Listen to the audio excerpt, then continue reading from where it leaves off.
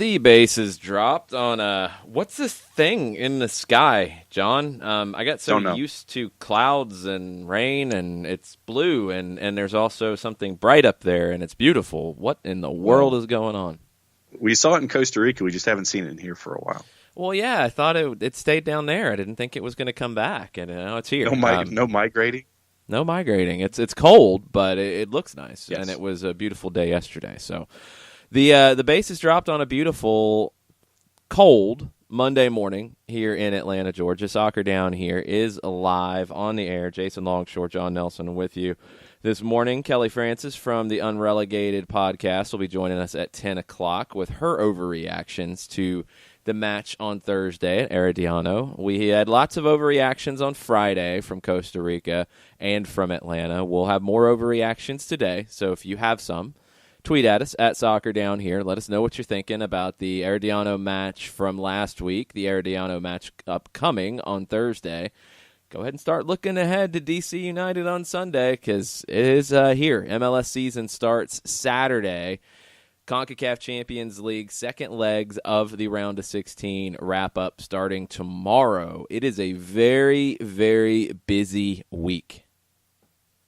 And that's a good thing. And we always sit there and say, okay, how are we going to fill time in the off season? Well, when the off season might have been 6 weeks, Maybe, kind of. that it turned into a bit of a sprint. And so now all of a sudden you've got CONCACAF Champions League, you've got regular season. So I think it's safe to say that we've made it through for the second year in a row when we thought there was nothing that was going to happen when everything happened. And so now we have games to talk about in addition to everything else. Lots of games to talk about this week. CONCACAF Champions League. The Tuesday matches will stay on Tuesday. Pretty easy this round. Tuesdays are Tuesdays each week. Wednesdays, Thursdays. Might get a little tricky as we go forward as things progress, but right now it's pretty simple. So tomorrow we'll get a chance to see if Toronto can pull the miracle comeback, possibly in the snow at BMO Field against Independiente Panama. We'll see if Houston can maintain where they're at against Guastatoya, 1-0 lead. They have the away goal coming into that second leg. Houston, you'd feel pretty good about, although you do have to worry a little bit. Juan David Cabezas was injured in that match. He's missed a little bit of training. The early responses were that it wasn't serious. We'll see if that's the case. Do they have enough of a cushion to go ahead and get by Guastatoya? We'll see. Toronto Independiente will be pretty interesting just because Yes. Toronto will be throwing everything possible at the wall and seeing if they can find goals. And Independiente has never been in this situation. I mean, you're talking about a club that was in the second division in Panama in 2017. Now they hold a 4-0 lead going to play in Canada where they've never played.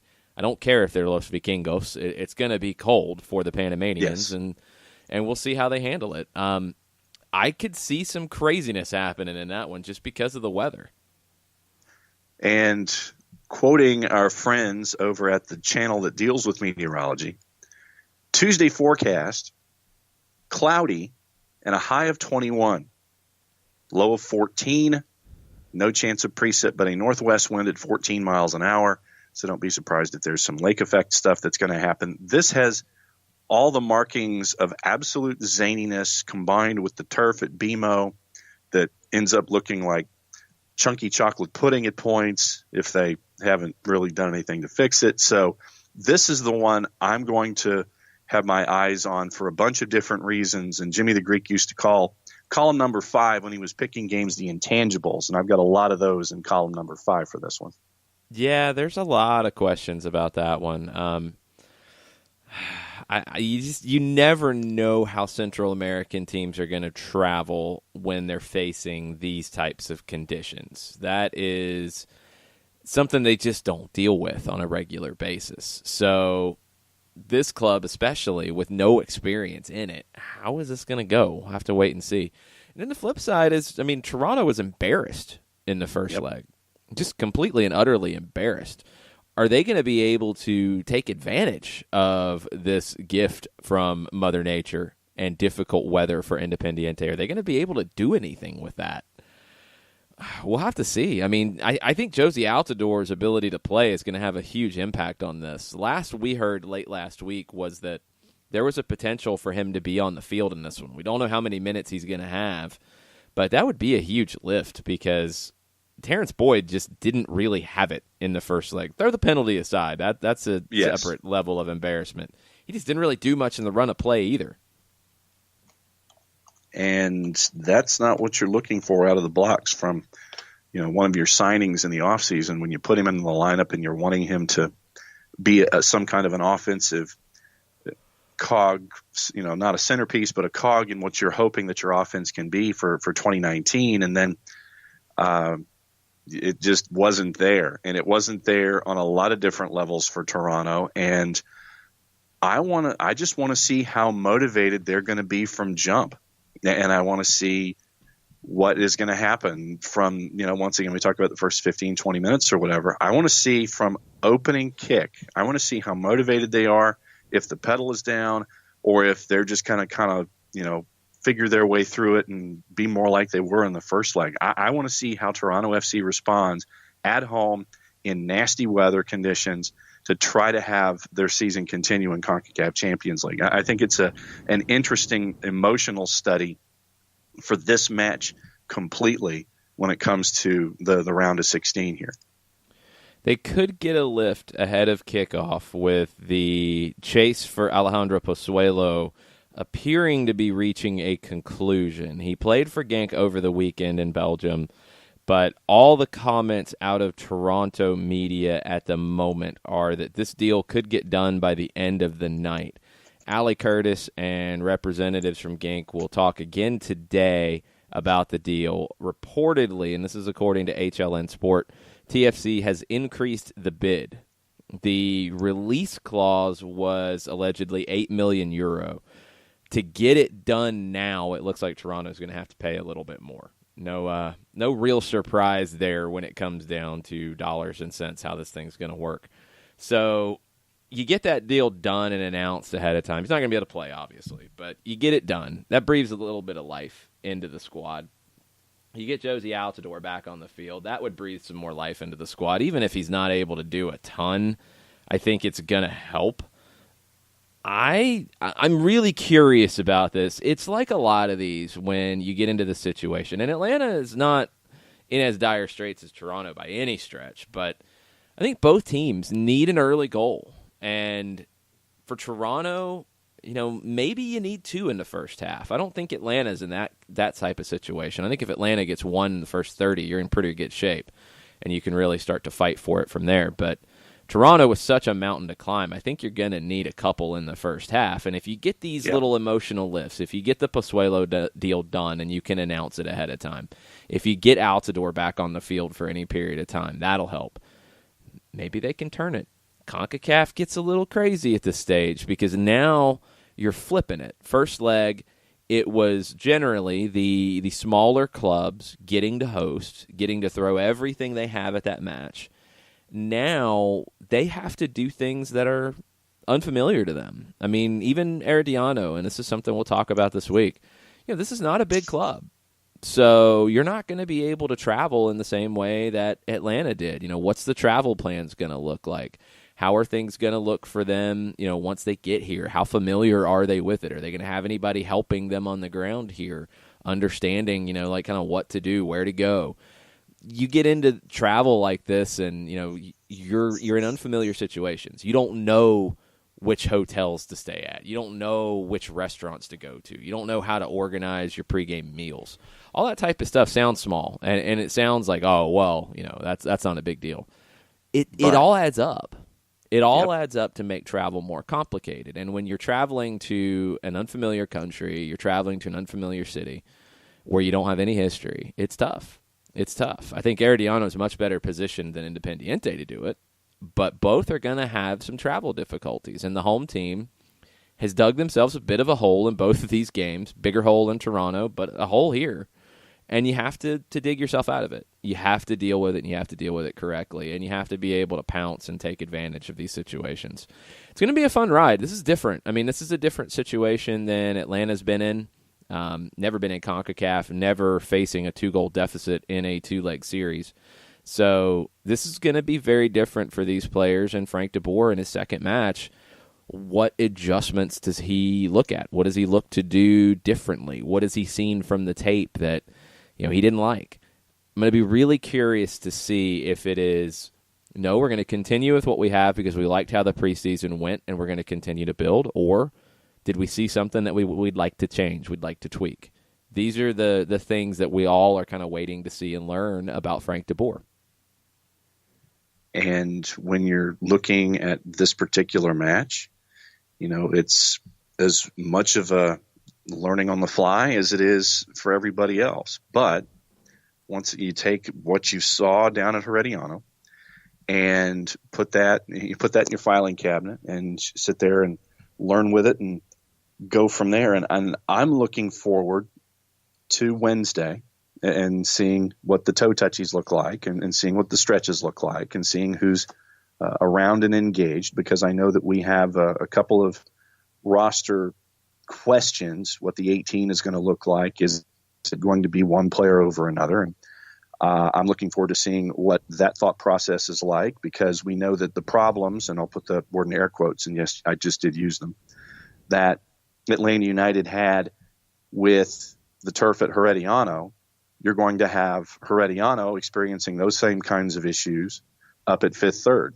And the ATM's got a new surface, and it's going to be the first time on Wednesday that Herediano will have been on that surface. So how do they respond? I think that the bounces that folks saw last week, if you take that into context, you may see the same kinds of issues with the turf at Fifth Third come Thursday as well. So think about what you saw Atlanta United getting into at Herediano. I think the reverse will be in play to a certain extent for the visitors when they come up later this week. Yeah, and here's your early forecast for Thursday. During the day, 63 is the high, 49 is the low, 50% chance of rain. Thursday night, low 49, 40% chance of rain. Overcast with rain showers at times, light winds.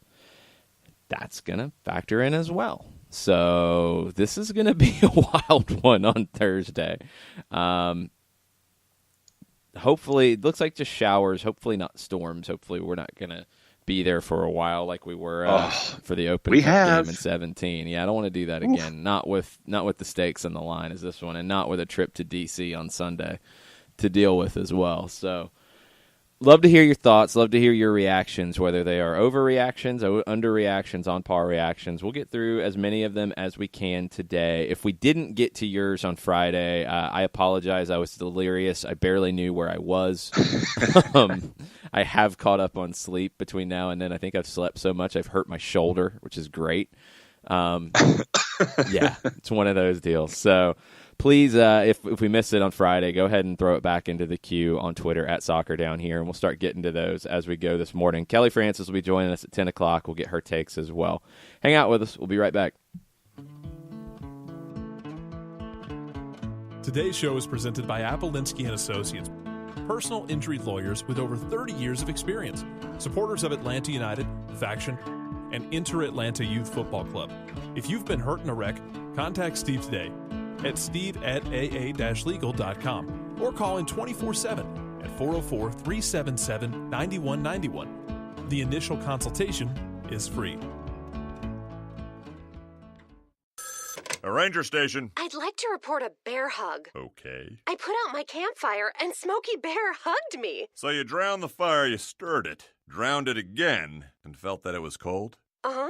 Yeah, but he's just letting you know you did good. Bear hug from Smokey Bear. Status update. I'm gonna let you go now.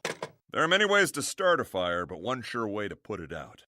Learn how you can do your part at SmokeyBear.com. Sponsored by the U.S. Forest Service, Ad Council, and your state forester. We know that every driver is different, and a one-size policy does not fit all. That's why Country Financial offers a variety of discounts, so you get the coverage you need and the savings you deserve. From good driver to good student, multi-policy to multi-car, we've got a discount to suit every driver. Call Jason Wright at 678-568-6871 today to see what you could save. On Facebook at Jason Wright Agency, or by phone at 678-568-6871. Discounts vary by state. Policies issued by Country Mutual Insurance Company, Country Preferred Insurance Company, or Country Casualty Insurance Company, Bloomington, Illinois. Every hiring manager knows that a company is only as good as the people it's made from. So where do you find the best people? That may surprise you.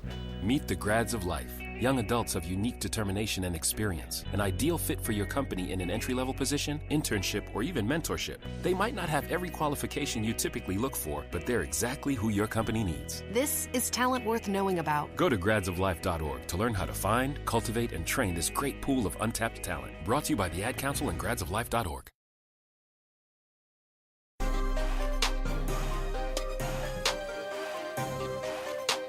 Welcome back. Soccer Down here, February 25th edition. Double match week, Thursday and Sunday. Second leg, CONCACAF Champions League, round of 16, Thursday night. Kickoff just after 8 o'clock. Same places to watch and listen. Yahoo Sports, Univision Deportes, and 92.9 The Game. We'll have an hour of pregame for you starting at 7 o'clock. From Fifth Third Bank Stadium. And our friends Dukes and Bell are going to be at Twin Peaks in Kennesaw for their afternoon show starting at 2 o'clock. So if you want to head up, have a Hey Man Ale, slap hands with Mike and Carl, go say hello, then come on over to the stadium and be good to go. We've got an hour of postgame as well afterwards. We will not be rushing to catch a plane via police escort either. So No. Fairly normal broadcast schedule for us, except we've got an extended pregame show for an hour of postgame as you're heading home. So that'll all be on 92.9 The Game. Sunday, we'll be heading to D.C. The team is heading up on Saturday. So, I mean, this is the week that Atlanta United has. You're training Monday, Tuesday at the training ground. You're training Wednesday morning over in Kennesaw at Fifth Third Bank Stadium. Playing Thursday. Probably a fairly light training session on Friday, mostly for the guys who didn't play on Thursday. Maybe a little bit of just activation or whatever for the other guys. And then you're traveling Saturday, and you probably do a walkthrough and play on Sunday. That's going to be tough. And then if you qualify, if you move on, you're playing midweek next week. And that factors into what happens on Sunday. So this is going to be a very tricky week all the way around, depending on what happens. Let's get into some of the reactions from Twitter. And let's start with We Are the A _ just hopped on, love the show, so not sure if you guys have already discussed this, but what are your thoughts on the chaos that happened between Kepa and Sarri? Personally, I think Kepa needs to be benched for a while. This thing was madness. I was actually in the car, so I was listening to the radio call of it, and I was just completely blown away by what was going on. All of the radio commentators and everybody was chiming in on this. The guys in the studio, the play-by-play color, guy on the field, everybody is just going nuts. Like, this is the craziest thing I've ever seen. It was funny how fast everybody was just so anti-Mauricio Sarri going into this, and now everybody's like, yeah, it's not Sarri's fault. Look at what this guy's doing. It's one of the craziest things I've ever seen. And you look at what Kepa did, and then as he's leaving at the end of the second 15 minutes as they're heading to penalty kicks, goes to the camera and winks. Sarri at one point that was messed up. And Sarri at one point, after all of the discussions he had with Zola and the officials, and I want him off, and him yelling, get off, to the pitch, and walking down the ramp, thinking about leaving, turns around, comes back. It was absolutely crazy. And I've never seen anything like it before. And for me, I'm sitting Kepa. Bottom line, I viewed it as insubordinate. And you've got to sit. So Willie Caballero, who has knowledge of Manchester City in penalties, saved 3 the last time out when he was in that situation, knows their tendencies. And I would have, honestly, with that fourth sub, I would have swapped him out heading into penalties if I could have. But absolutely crazy. And couldn't at that point. Now that's one thing that the radio announcers were getting all kinds of confused. Once the final whistle blows, you can't make a sub. Okay, right. That might have been a source of confusion all the way around. That's why you saw the Netherlands when they were bringing in, I can't remember the goalkeeper they brought in for penalties specifically. Yeah, when they brought in Krul, they had to do it before regulation, and it gets a little dicey if you wait till the last minute. Just kind of stupid if you're going to do that. I think the guy can handle playing for a minute or two on the field in the situation. I think it'll be okay. Don't try to look for the last possible substitution. I mean, come on. But, yeah, once the final whistle blows, you can't do it. So that was it. I've just never seen anything like it. I've never seen anything like that. And I would love to see where this is going to go from here because that's craziness. And with Chelsea's transfer ban, they can't, it's two windows of a transfer ban? And maybe sort of, kind of, depending on appeal. We'll have to see what happens. Yeah. So maybe. Who knows? Are they stuck with the richest keeper in the world or the richest transfer fee in the world who's insubordinate and basically just thumbed his nose at his coach? We all know what's going to happen here. You spent a ton of money on this guy. Yeah, I mean, that was probably already going to happen, but you spend a ton of money on the goalkeeper. You're not going to be able to get rid of him at any kind of a profit, probably take a big loss after that. So, I mean, you're kind of stuck. And then it just makes it even worse because we've talked about it on Soccer Over There that you need to give Maurizio Sarri a chance to build something, and especially in light of the transfer ban issue coming up. And, if you're going to move on from the manager here and have a transfer ban of some sort and not be able to bring in new faces, who's going to want the gig? Yeah, exactly. It's going to be a mess. Frank Lampard will want the gig. He'll take it. Yeah. But it's going to be a mess. Chelsea's an interesting mess. And the We Are LAFC documentary is up on ESPN Plus now. I wish there was a We Are Chelsea documentary about this season because it would be absolute madness. Back to Herediano in Atlanta. Our buddy Jarrett chimes in on Twitter. He says that turf, talking about down there, was nothing short of amazing to watch on the stream. It was like someone playing the weirdest game of marbles ever. It was fast. Like it was a weird turf because we walked on it Wednesday, walked on it Thursday when we got there, walked on it after the game. I mean, it was a fast track. It wasn't. I think people associate bad turf with 1980s AstroTurf, which is just like a thin layer of green stuff on concrete. It wasn't that at all because long balls bouncing, it wasn't crazy in that regard. It had some give to it. It was just fast. And I think one reason it's fast is they don't water it. So they didn't water it before the game like you see at the Benz. So it was very quick. And that definitely played into it. Personally, I think maybe it's a little overstated as to how much it played into it. I think Atlanta's passing, the bigger issue was just not playing at that speed until that game. I mean, you play in a preseason friendly, people aren't playing 100%. They're not playing 100 miles an hour. It's not the same speed. It's not the same speed of thought you have to have. It's not the same speed you have to play at. Doesn't matter if you're playing an MLS team. Doesn't matter if you're playing a Liga MX team, college team, whatever. You're not playing at that pace. So you get into this where you're playing a team that is not just playing at a normal match pace, that is playing at an accelerated match pace because they're trying to make the game chaotic.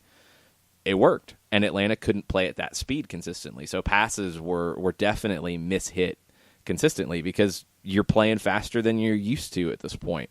That should be better this week. It gets better kind of every game out, but it's a huge challenge. And this is, I think it goes back to the biggest issue here, and I really wish MLS, CONCACAF, Liga MX, who are the three who drive this conversation, I really wish they could figure out the best way forward for Champions League so you get everybody in as close to midseason form as you can possibly do with the different calendars. And it's always going to be a challenge. Somebody's going to have to give a little bit, but MLS teams coming into this with no games under their belt are always going to be at a disadvantage. You can put them up against Central American teams and think that they can play their way through it, but Central American teams are getting better and are going to continue to get better.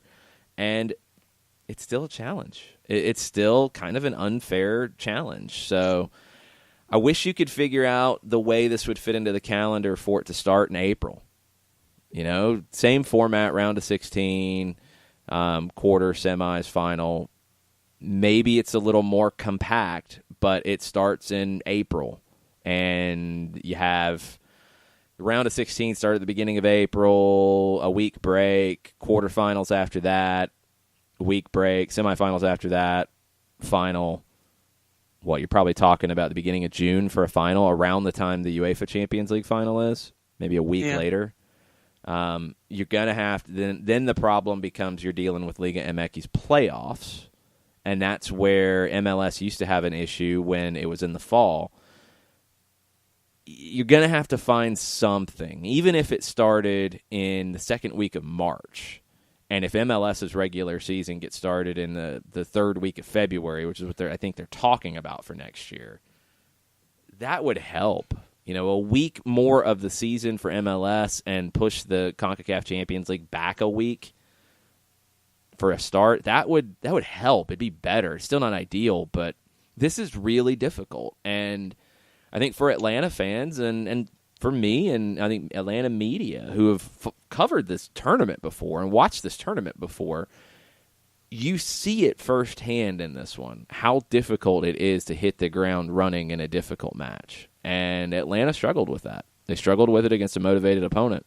We'll see Herediano's motivation when they get here on Thursday. They dropped a game in league play yesterday with a 2-0 lead. 4 starters from Thursday were in the starting lineup. Pablo Salazar came in at the halftime break, so he played the second 45. Esteban Granados came in pretty late. He played about 10 minutes. But 2-0 lead just on the other side of halftime. They blew it. They lost 3-2 with a goal in the 90th minute that put them away. And Hernan Medford said that the referees were terrible and you can't question them, and he was irate afterwards. The technical director was asked to leave. I guess he was on the bench, Hafet Soto. He was asked to leave. It was a rough night for Herediano. They're in 10th now. They're 7 points out of a playoff spot. It's looking less likely that they'll get there. They do have a couple games in hand, but those pile up, and they've been playing a bunch of games. So what is the mindset going to be coming here? Is it going to be more desperate? Is it going to be a little down?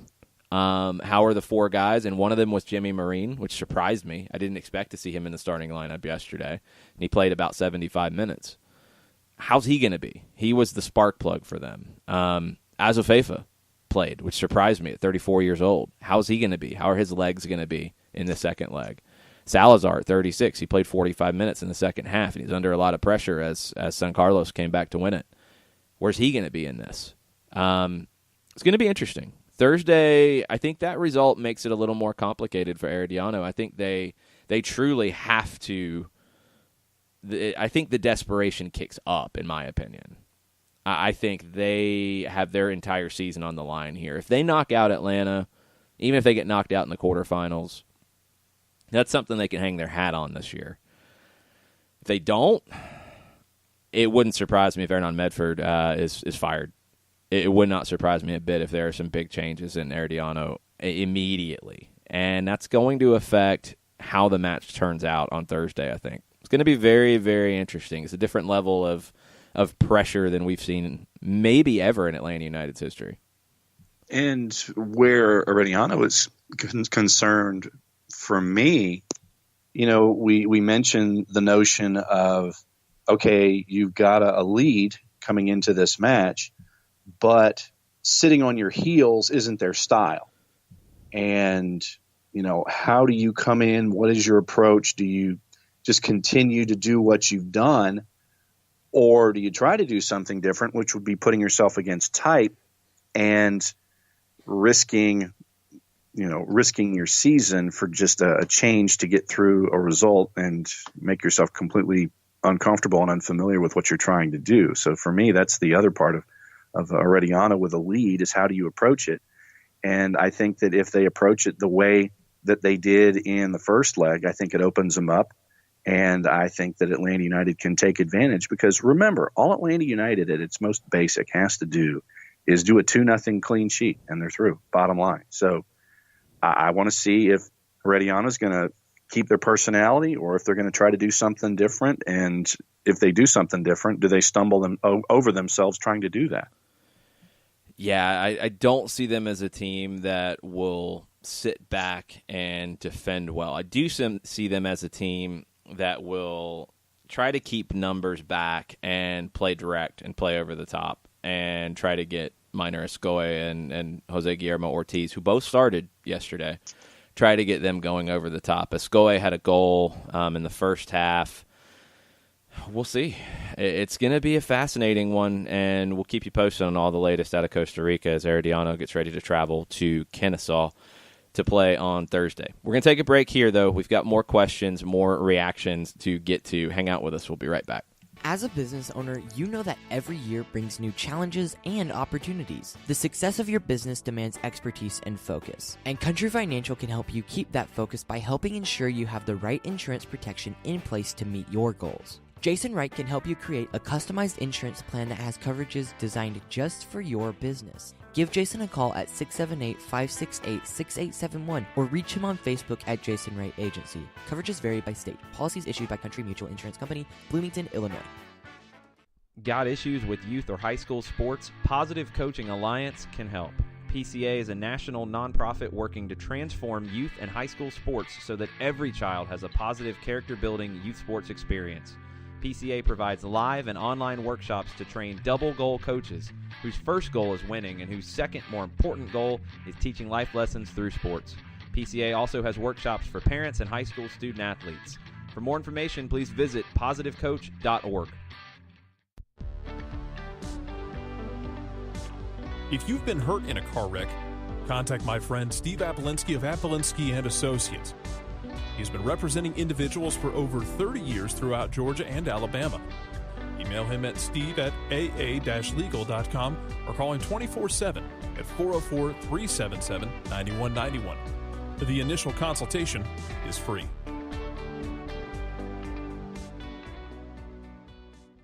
I adopted Bento in 2010 from a shelter. This cat makes me make art. He's always motivating me to draw pictures of him. He just is motivating artistically. He's my best friend, but a lot of people know him as Keyboard Cat. Keyboard Cat, YouTube star and shelter pet. Amazing adoption stories start in shelters. Start yours today.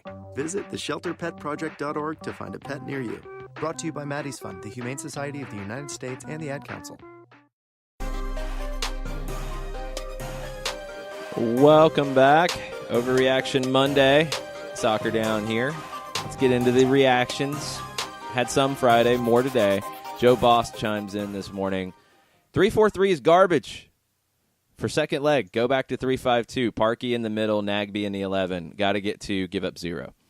Couple things. You've been working on the 3-4-3 all preseason. It's not as simple as just to go back to the 3-5-2. The Parkhurst in the middle conversation. I've tried to explain this from what I'm seeing as best as I can. I don't know if it's resonating completely. In the current system, Parkhurst in the middle is not going to be the situation you want. You want more speed in that position. That's why Miles Robinson is there. I honestly can't think of any issues with that from Thursday. No. I know it's easy when you see 3 goals to point to the back line. The way I looked at the back line and looking back at it, with a little bit of time to breathe, Leandro Gonzalez-Perez had a Houston-type start.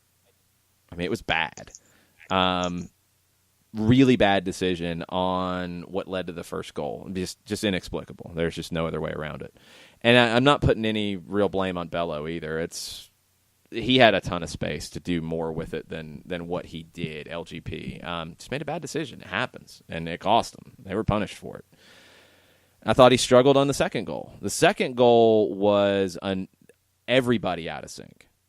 It wasn't Parkhurst. It wasn't LGP. It wasn't Robinson. It was everybody, and it was actually Herediano's best bit of buildup in the whole match, where they were able to build up plays quickly, but they still strung together a few passes and played a ball in that that LGP lunged for, and I don't think he needed to where he was. I think he could have been more patient.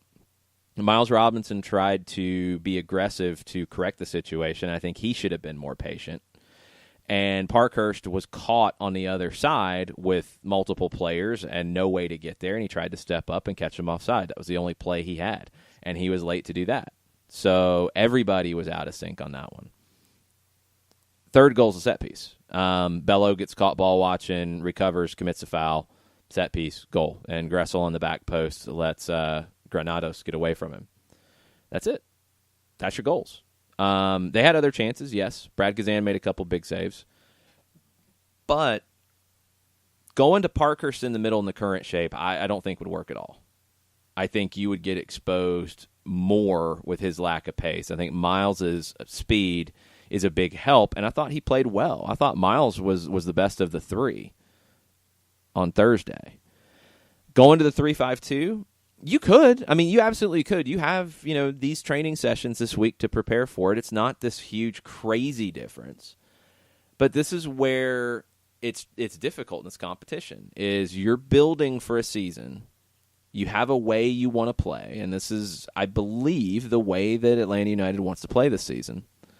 And it didn't look sharp. It didn't look like a team in midseason form at all on Thursday, which is to be expected.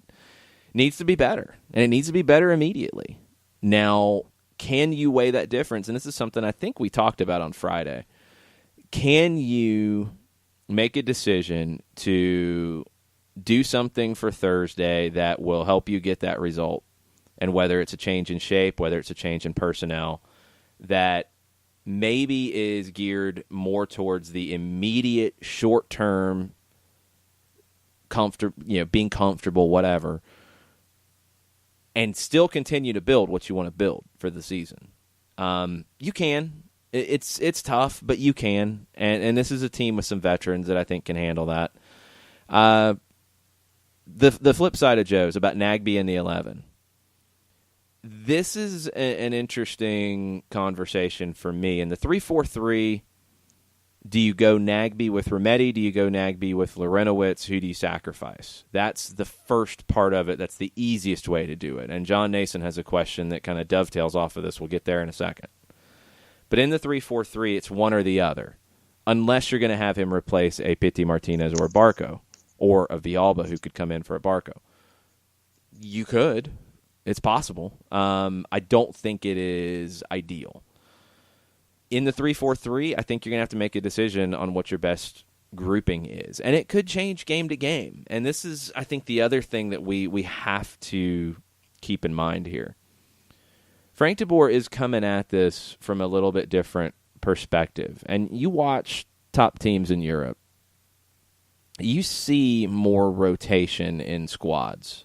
I think you see more matchups depending on fitness, on form, and on the opponent than generally we've seen in MLS, and what we definitely saw under Tata Martino. He had a group that he preferred, and that's who he played. You look at your Barcelonas, your Bayern Munichs, your Manchester Cities under Pep Guardiola. You look at other top teams, and they will rotate guys based on the occasion. Could you see Lorenowitz, Remedi, Nagbe kind of do that in the middle of the field in the 3-4-3? I think you could. I do think you could. I agree that Nagbe is very important in this one, and I'd like to find a way to get him on the field. I think that is as one of those central midfielders.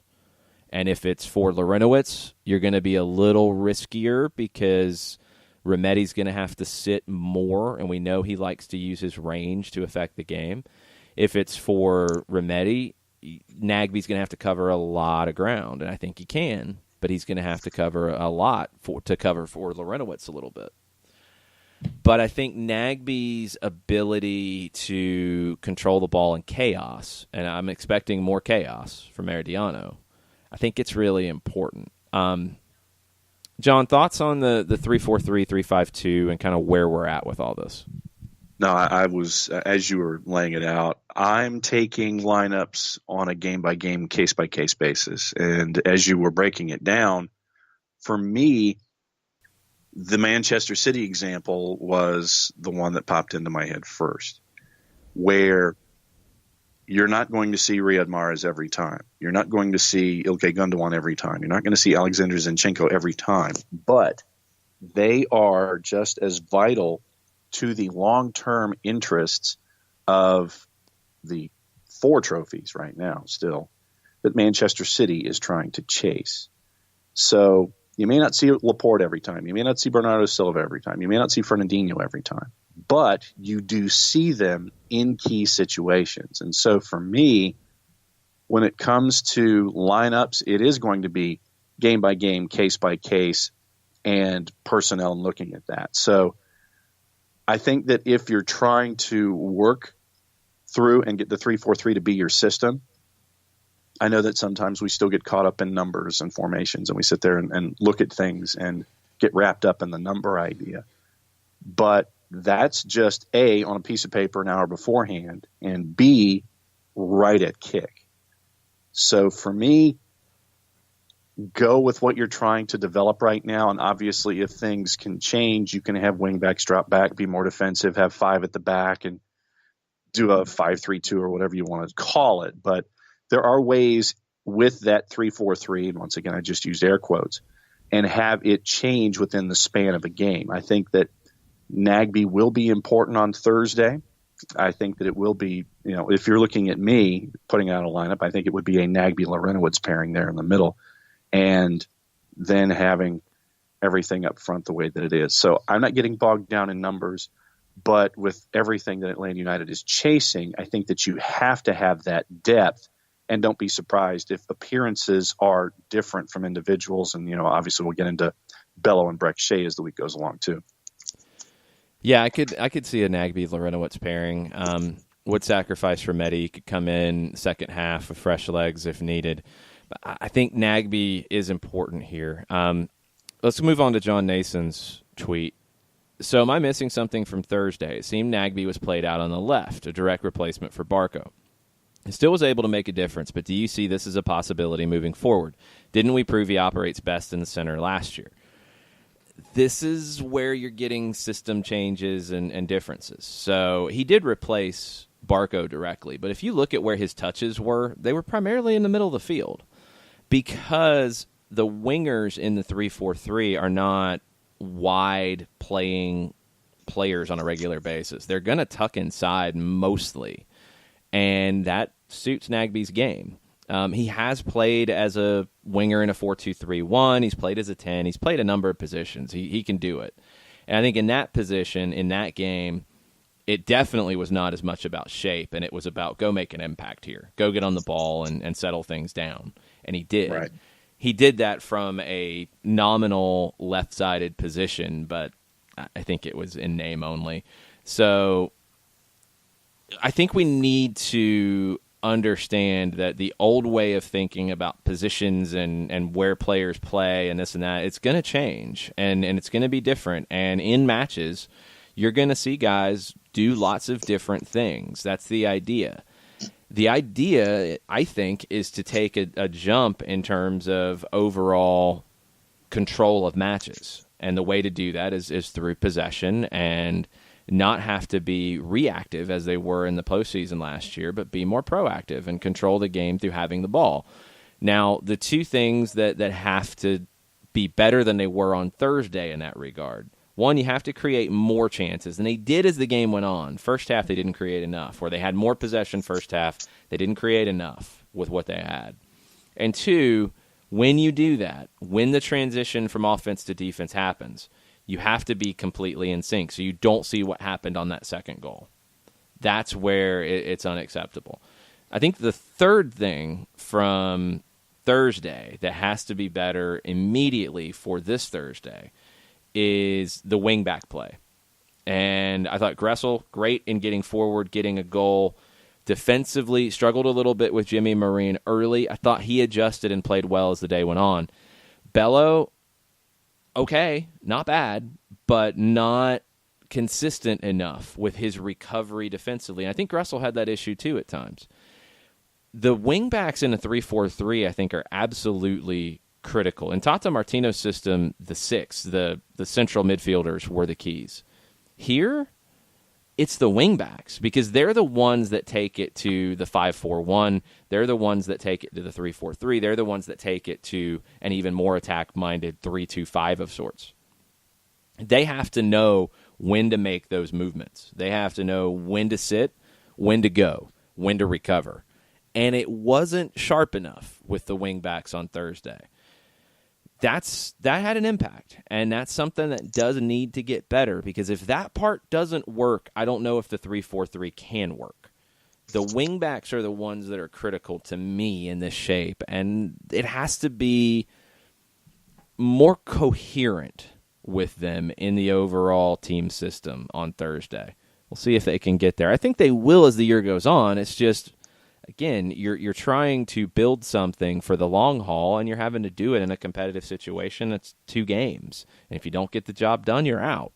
It's not where this club wants to be, but that's the balancing act that Frank DeBoer has, and that's the balancing act that he faces going into this week with a game on Thursday and your league opener on Sunday.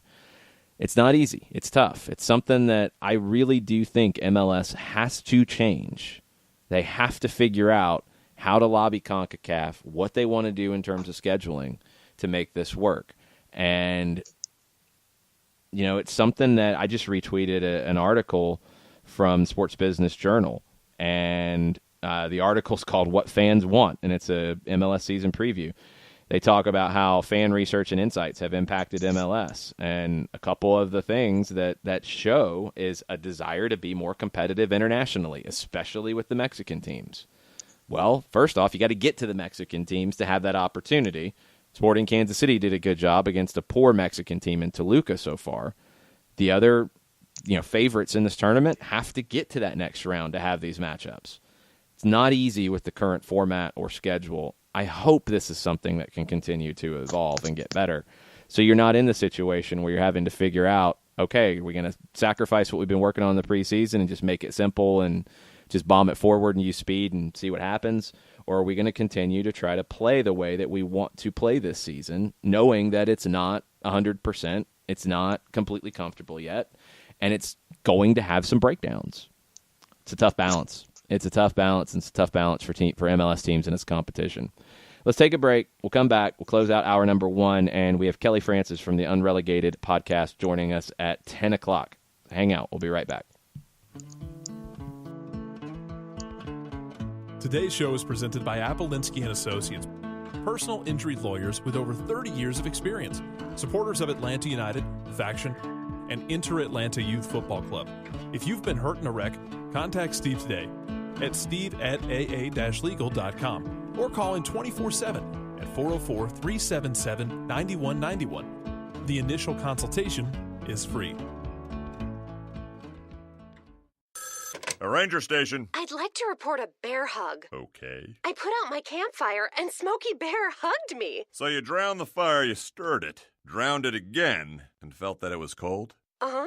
Yeah, but he's just letting you know you did good. Bear hug from Smokey Bear. Status update. I'm gonna let you go now. There are many ways to start a fire, but one sure way to put it out. Learn how you can do your part at SmokeyBear.com. Sponsored by the U.S. Forest Service Ad Council and your state forester. We know that every driver is different, and a one-size policy does not fit all. That's why Country Financial offers a variety of discounts, so you get the coverage you need and the savings you deserve. From good driver to good student, multi-policy to multi-car, we've got a discount to suit every driver. Call Jason Wright at 678-568-6871 today to see what you could save. On Facebook at Jason Wright Agency, or by phone at 678-568-6871. Discounts vary by state. Policies issued by Country Mutual Insurance Company, Country Preferred Insurance Company, or Country Casualty Insurance Company, Bloomington, Illinois. Every hiring manager knows that a company is only as good as the people it's made from. So where do you find the best people? That may surprise you. Meet the grads of life. Young adults of unique determination and experience. An ideal fit for your company in an entry-level position, internship, or even mentorship. They might not have every qualification you typically look for, but they're exactly who your company needs. This is talent worth knowing about. Go to gradsoflife.org to learn how to find, cultivate, and train this great pool of untapped talent. Brought to you by the Ad Council and gradsoflife.org. Final segment, hour number 1, Overreaction Monday here on Soccer Down Here, February 25th. Let's get to Shiva's tweet from this morning. A lot of overreaction on Facebook and Twitter already about our coach and his lineup decision on Thursday. Arediano came at us with pace and intent. Did he make the right changes at halftime to keep up with their pace? What are your thoughts? Let me start from the beginning. I think the overreactions about the coach are definite overreactions so far. It's one game. That's it. It's one game. It's a game in a competition that this club's never been in. It's a game in this competition where you're facing a team in midseason form. All those things are absolutely true. It's very, very sudden to be overreacting about the manager and that decision. Okay. Lineup decision on Thursday. The move that surprised me was Bello for Shea. I figured it would be Breck Shea with experience. Right. Bello split the preseason with Shea. It seemed like every other game they were trading off. So it wasn't a complete shock, but I thought it'd be maybe experience, maybe sit a little bit more, see how the game plays out. I think Atlanta struggled with the occasion a little bit, and I don't know if that's just down to the players, the time of the season, preparation, what. I'm going to think it's a little bit of all of the above because all of it is so new. So hindsight's 2020. I didn't think Bello was awful, but he was at fault on the third goal. He was not at fault on the first goal, in my opinion. The only other thing that frustrated me was I think as the game went on, he got a little unsure of himself, and he was a little reluctant to try to take people on in the attacking third, and he kept playing backwards. So became a little one-dimensional. It happens. It's a young player, and this is the balancing act. Last year, the calls were consistently for play Bello, play Carlton, play the young guys, and when you play them, you're going to have moments. You're going to have some mistakes. It's just going to happen. Arediano came at us with pace and intent. The intent, I'm gonna hold back a little bit on that because other than their shape, which was pretty simplistic with a line of four, two outside or two wingers, two holding midfielders, two forwards, it pretty much was what it was. I mean, it's intent in that it's simple and it's not complicated, and it was basically get the ball forward as fast as possible and see what happens. And that worked. Did DeBoer make the right changes at halftime? Well, he didn't make any changes at halftime, and at 2-1, I wouldn't have either because you got that goal from Gressel late in the first half. You're 2-1. You feel like you could have some momentum going into the second half. I would not have changed a thing at halftime.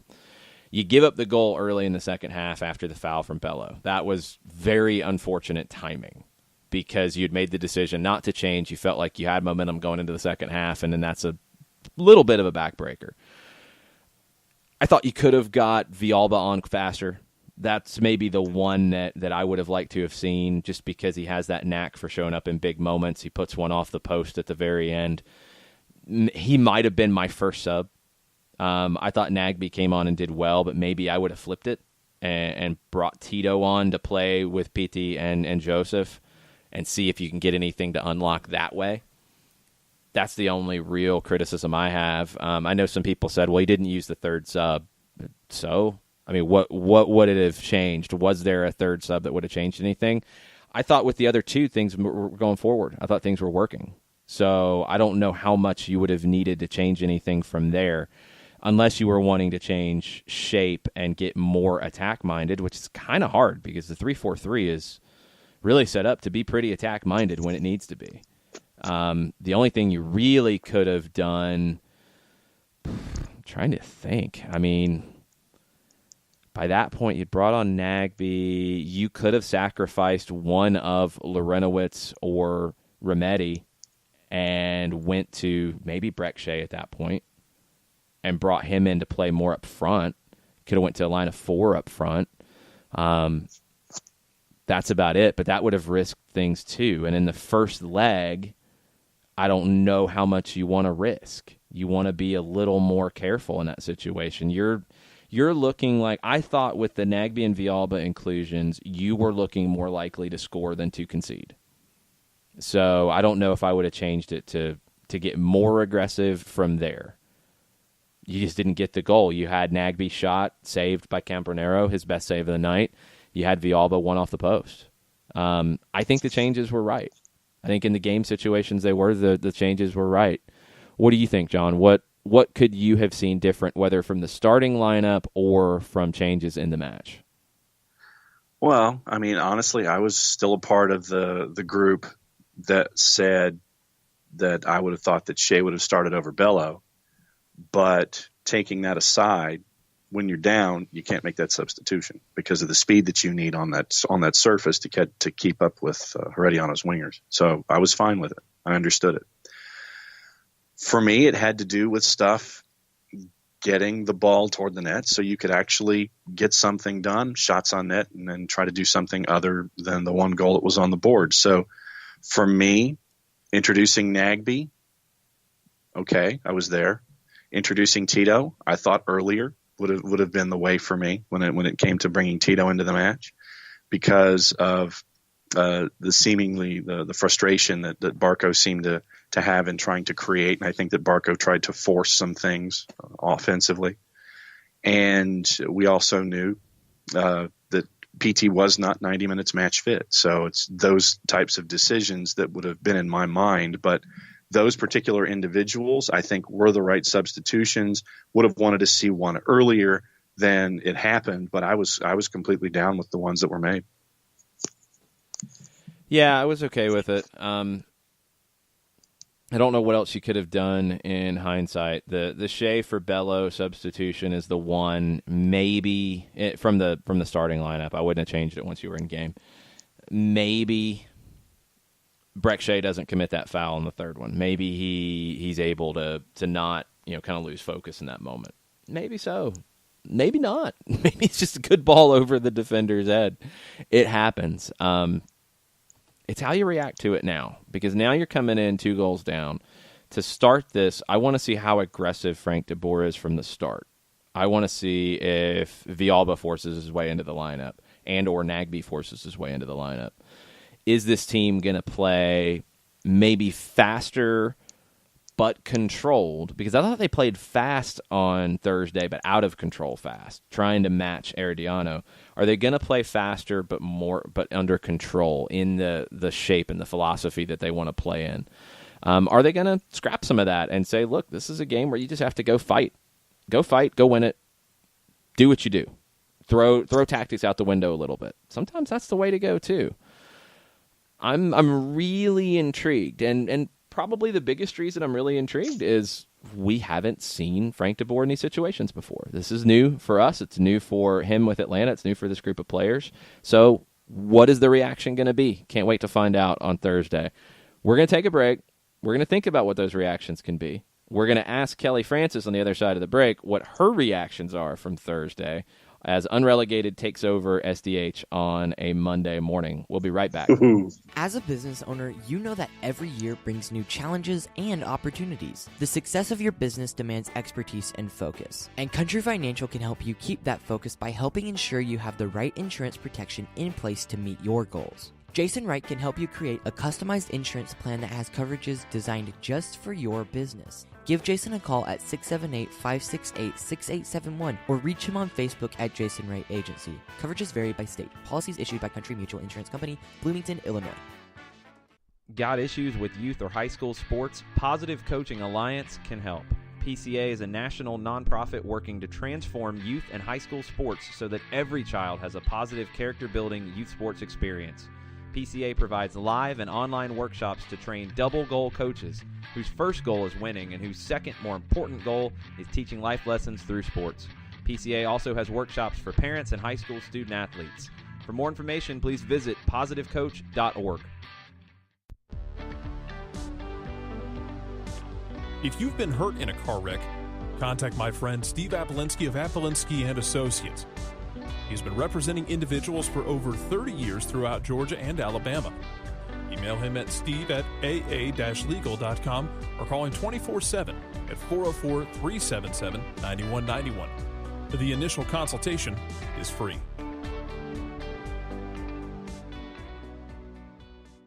I adopted Bento in 2010 from a shelter.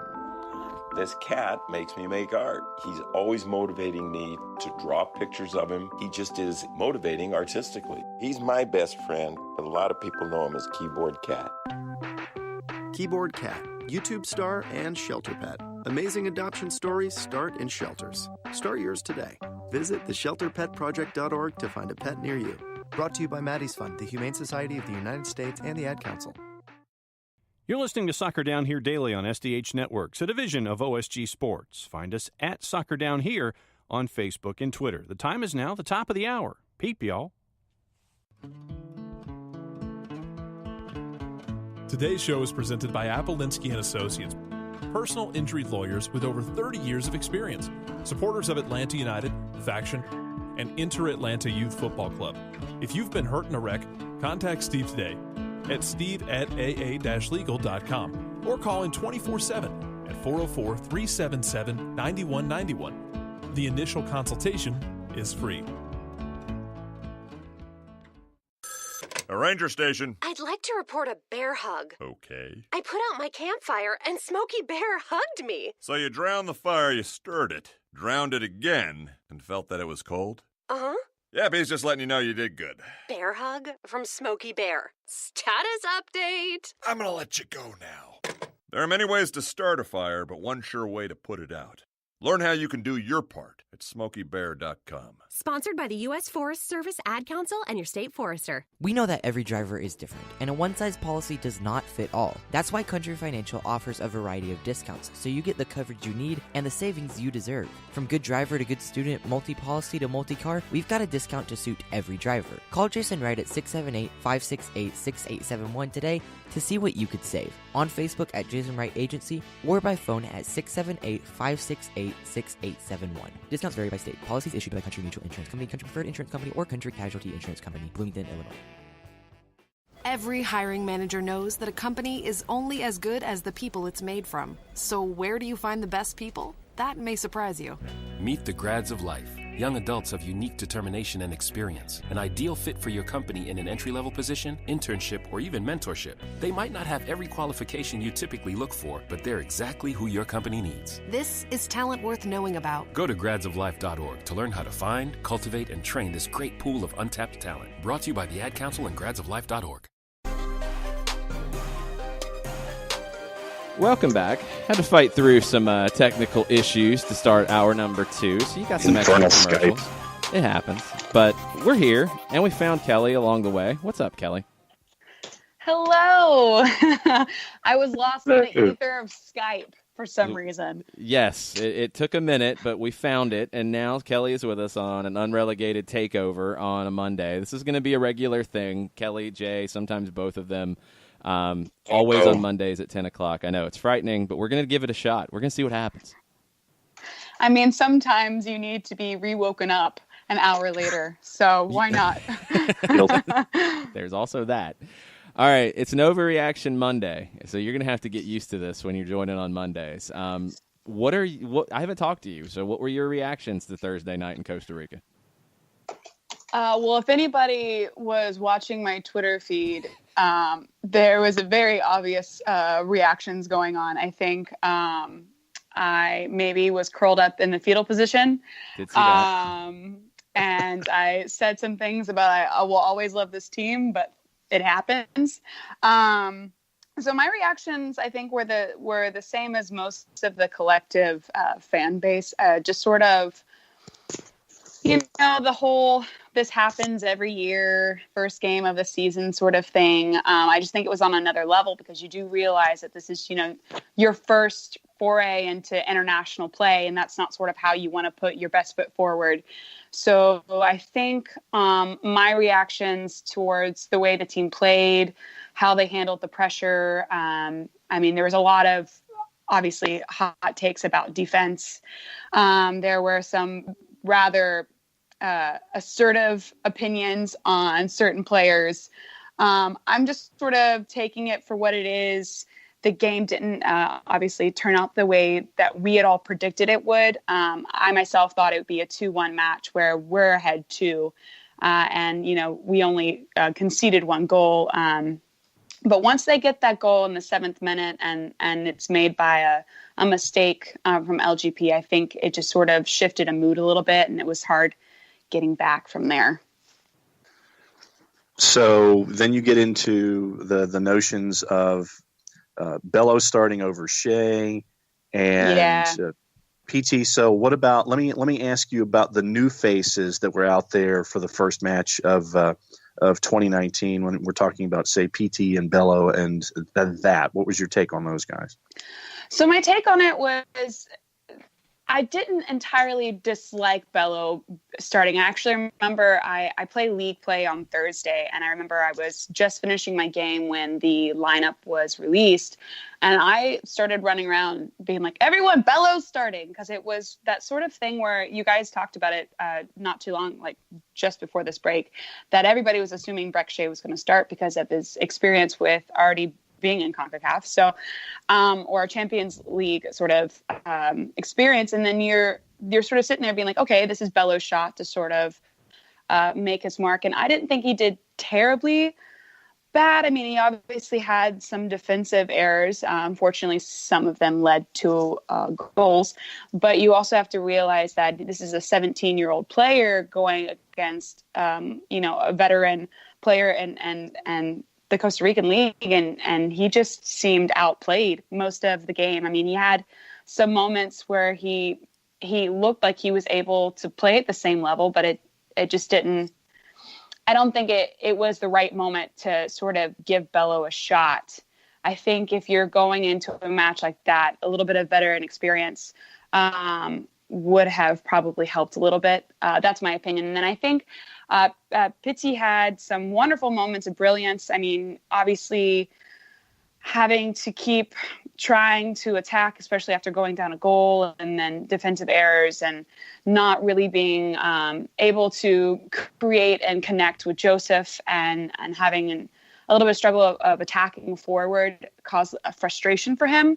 It actually, for me, I could see the frustration starting and building before we even got to the 45-minute halftime mark.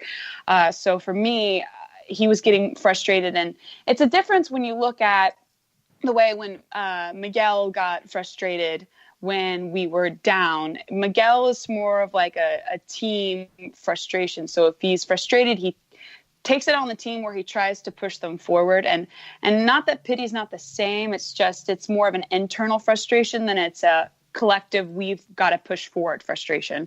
So I think that to me was the biggest difference that I saw. And honestly, when Jason said that he would have switched the substitutions, I would have agreed on that. I think Tito should have come on sooner for Pity.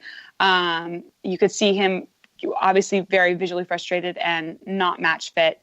So having Tito on to create a spark and fresh legs earlier in the match would have been better. I think giving Barco a little bit more time to try and create would have also been better. But I think both substitutions were correct. I wasn't completely floored with PT, but that's my opinion. Yeah, it's one game. I mean, I think this is the easy thing, is to overreact to one game, and you can't really judge a player, and I think a manager too, as we're seeing a little bit so far, on one match. We have to see a little bit of an evolution. I mean, this was the thing that came up at Crystal Palace was, you judge him on, 4 games. You can't judge any manager on that. You can't judge any player on that either. So what are you looking at that might change on Thursday with the situation different now? You're not going in at 0-0. You're not on the road. You're at home. Even though it's not your regular home, you're still at home, a place that you know. And you're down 3-1. You need at least a 2-0 win to move on. If you give up a goal, you're going to need 3 to at least take it to extra time. What changes would you like to see in that second leg? It's actually funny that you reminded me that it was 3-1. I literally went to sleep that night, woke up the next day thinking it was 3-2, to only be reminded again it was 3-1. I think you do change your lineup a bit. I definitely think you bring Shea on for Bello. You need that veteran experience. You need somebody who can match up against, obviously, the veteran quality of Herediano. I think, honestly, everything else stays the same. I know that there was talk about maybe bringing Remedi off and putting Nagby in from the get-go, but I also thought Remedi had a good night. People were having some really harsh opinion on him throughout the night, and I just didn't understand that. To me, he was a workhorse in the middle of the field. And honestly, if we want to talk about pushing the team forward, I thought out of all of them, Remedi was sitting there fighting for the team on pretty much every call. I mean, every close-up shot I think I saw of Remedi that night was him yelling at the referee for some reason or another, whether a player got fouled or something like that. So for me, Remedi was more of a workhorse in the middle, and I don't know if you necessarily want to take him out. So I think if I'm looking at anything differently, one, they definitely need to, or Frank has got a lot of work to do on just either. I'm not big on formation and tactics. Like, that's not something I can go in hours for like you can, Jason. But I think you still want to try and remain in a similar shape. You've been practicing this and you've been working on this formation and this style of play from the very beginning. And if you give up on it now or you try to tweak it now, I just think it diminishes the work you've done prior. So I don't think anything changes on that front. I just think that the whole team comes out with a lot of fire. Honestly, like I said, this is your first show in international play, and you get beat the way you did in Costa Rica. The players are going to come out angry, and they're going to want to get ahead, and they're going to want to score a goal early. And if they've got momentum going and they score early and they can score again before halftime, that second half is going to open wide up, because Herediano is not a team that sits back. So we're looking at a really entertaining game that can be probably high scoring. So then let me ask you this, since we've talked about the front and the middle, let me go to the back and get your breakdown of what you saw with Miles in the Middle, which sounds like a sitcom, or at least a series much like the LAFC series on the 4-letter. Like a 90s sitcom for sure. Yes. Miles in the Middle. You're not the boss of me and you're not so big. When you look at Miles and what he was able to do, obviously we saw his growth last season with ATO UTD2. We saw him become more comfortable. We saw him become more self-assured. We saw him become more aggressive when he needed to be. What was your takeaway of Miles's play, being at the center of everything at the back last week?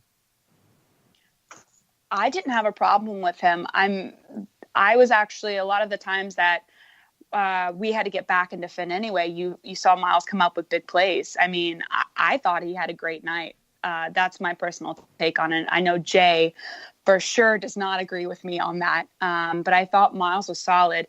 It's going to be a different look. I think people are just so familiar with Parky being in the middle, and it almost seems bizarre to the eye, I think, for every diehard Atlanta United fan to see Parky on the right.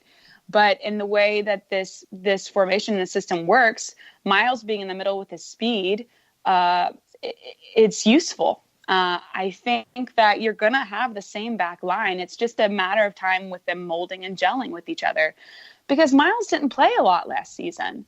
And if he did, it meant that somebody else was coming out of that back line. It wasn't necessarily that he was being added with LGP and Parkhurst. And they've done a lot of work in preseason, and they've obviously played with each other in preseason. It just takes time to gel a back line. Defense is hard, and you have to make sure it's just the same as attacking players. And when you have like a Miguel or a Joseph, or now like we have PT and Joseph, or Tito and Joseph, you have attacking players that need to gel so they sort of know where each other are on the field. It's the same, even more so with defensive players. You have to make sure that each person on the back line is gelling, and that if one's moving forward, the other is going back to cover. And sometimes with new people on a back line, it's not gelled yet. Yeah, I was a little surprised at the reactions to Miles, because I thought really he was the best of the three, in my opinion. LGP had a bad night, but he finished strong. I will give him that. He finished very strong after a rough start and a bad mistake that led to the opening goal that changed everything.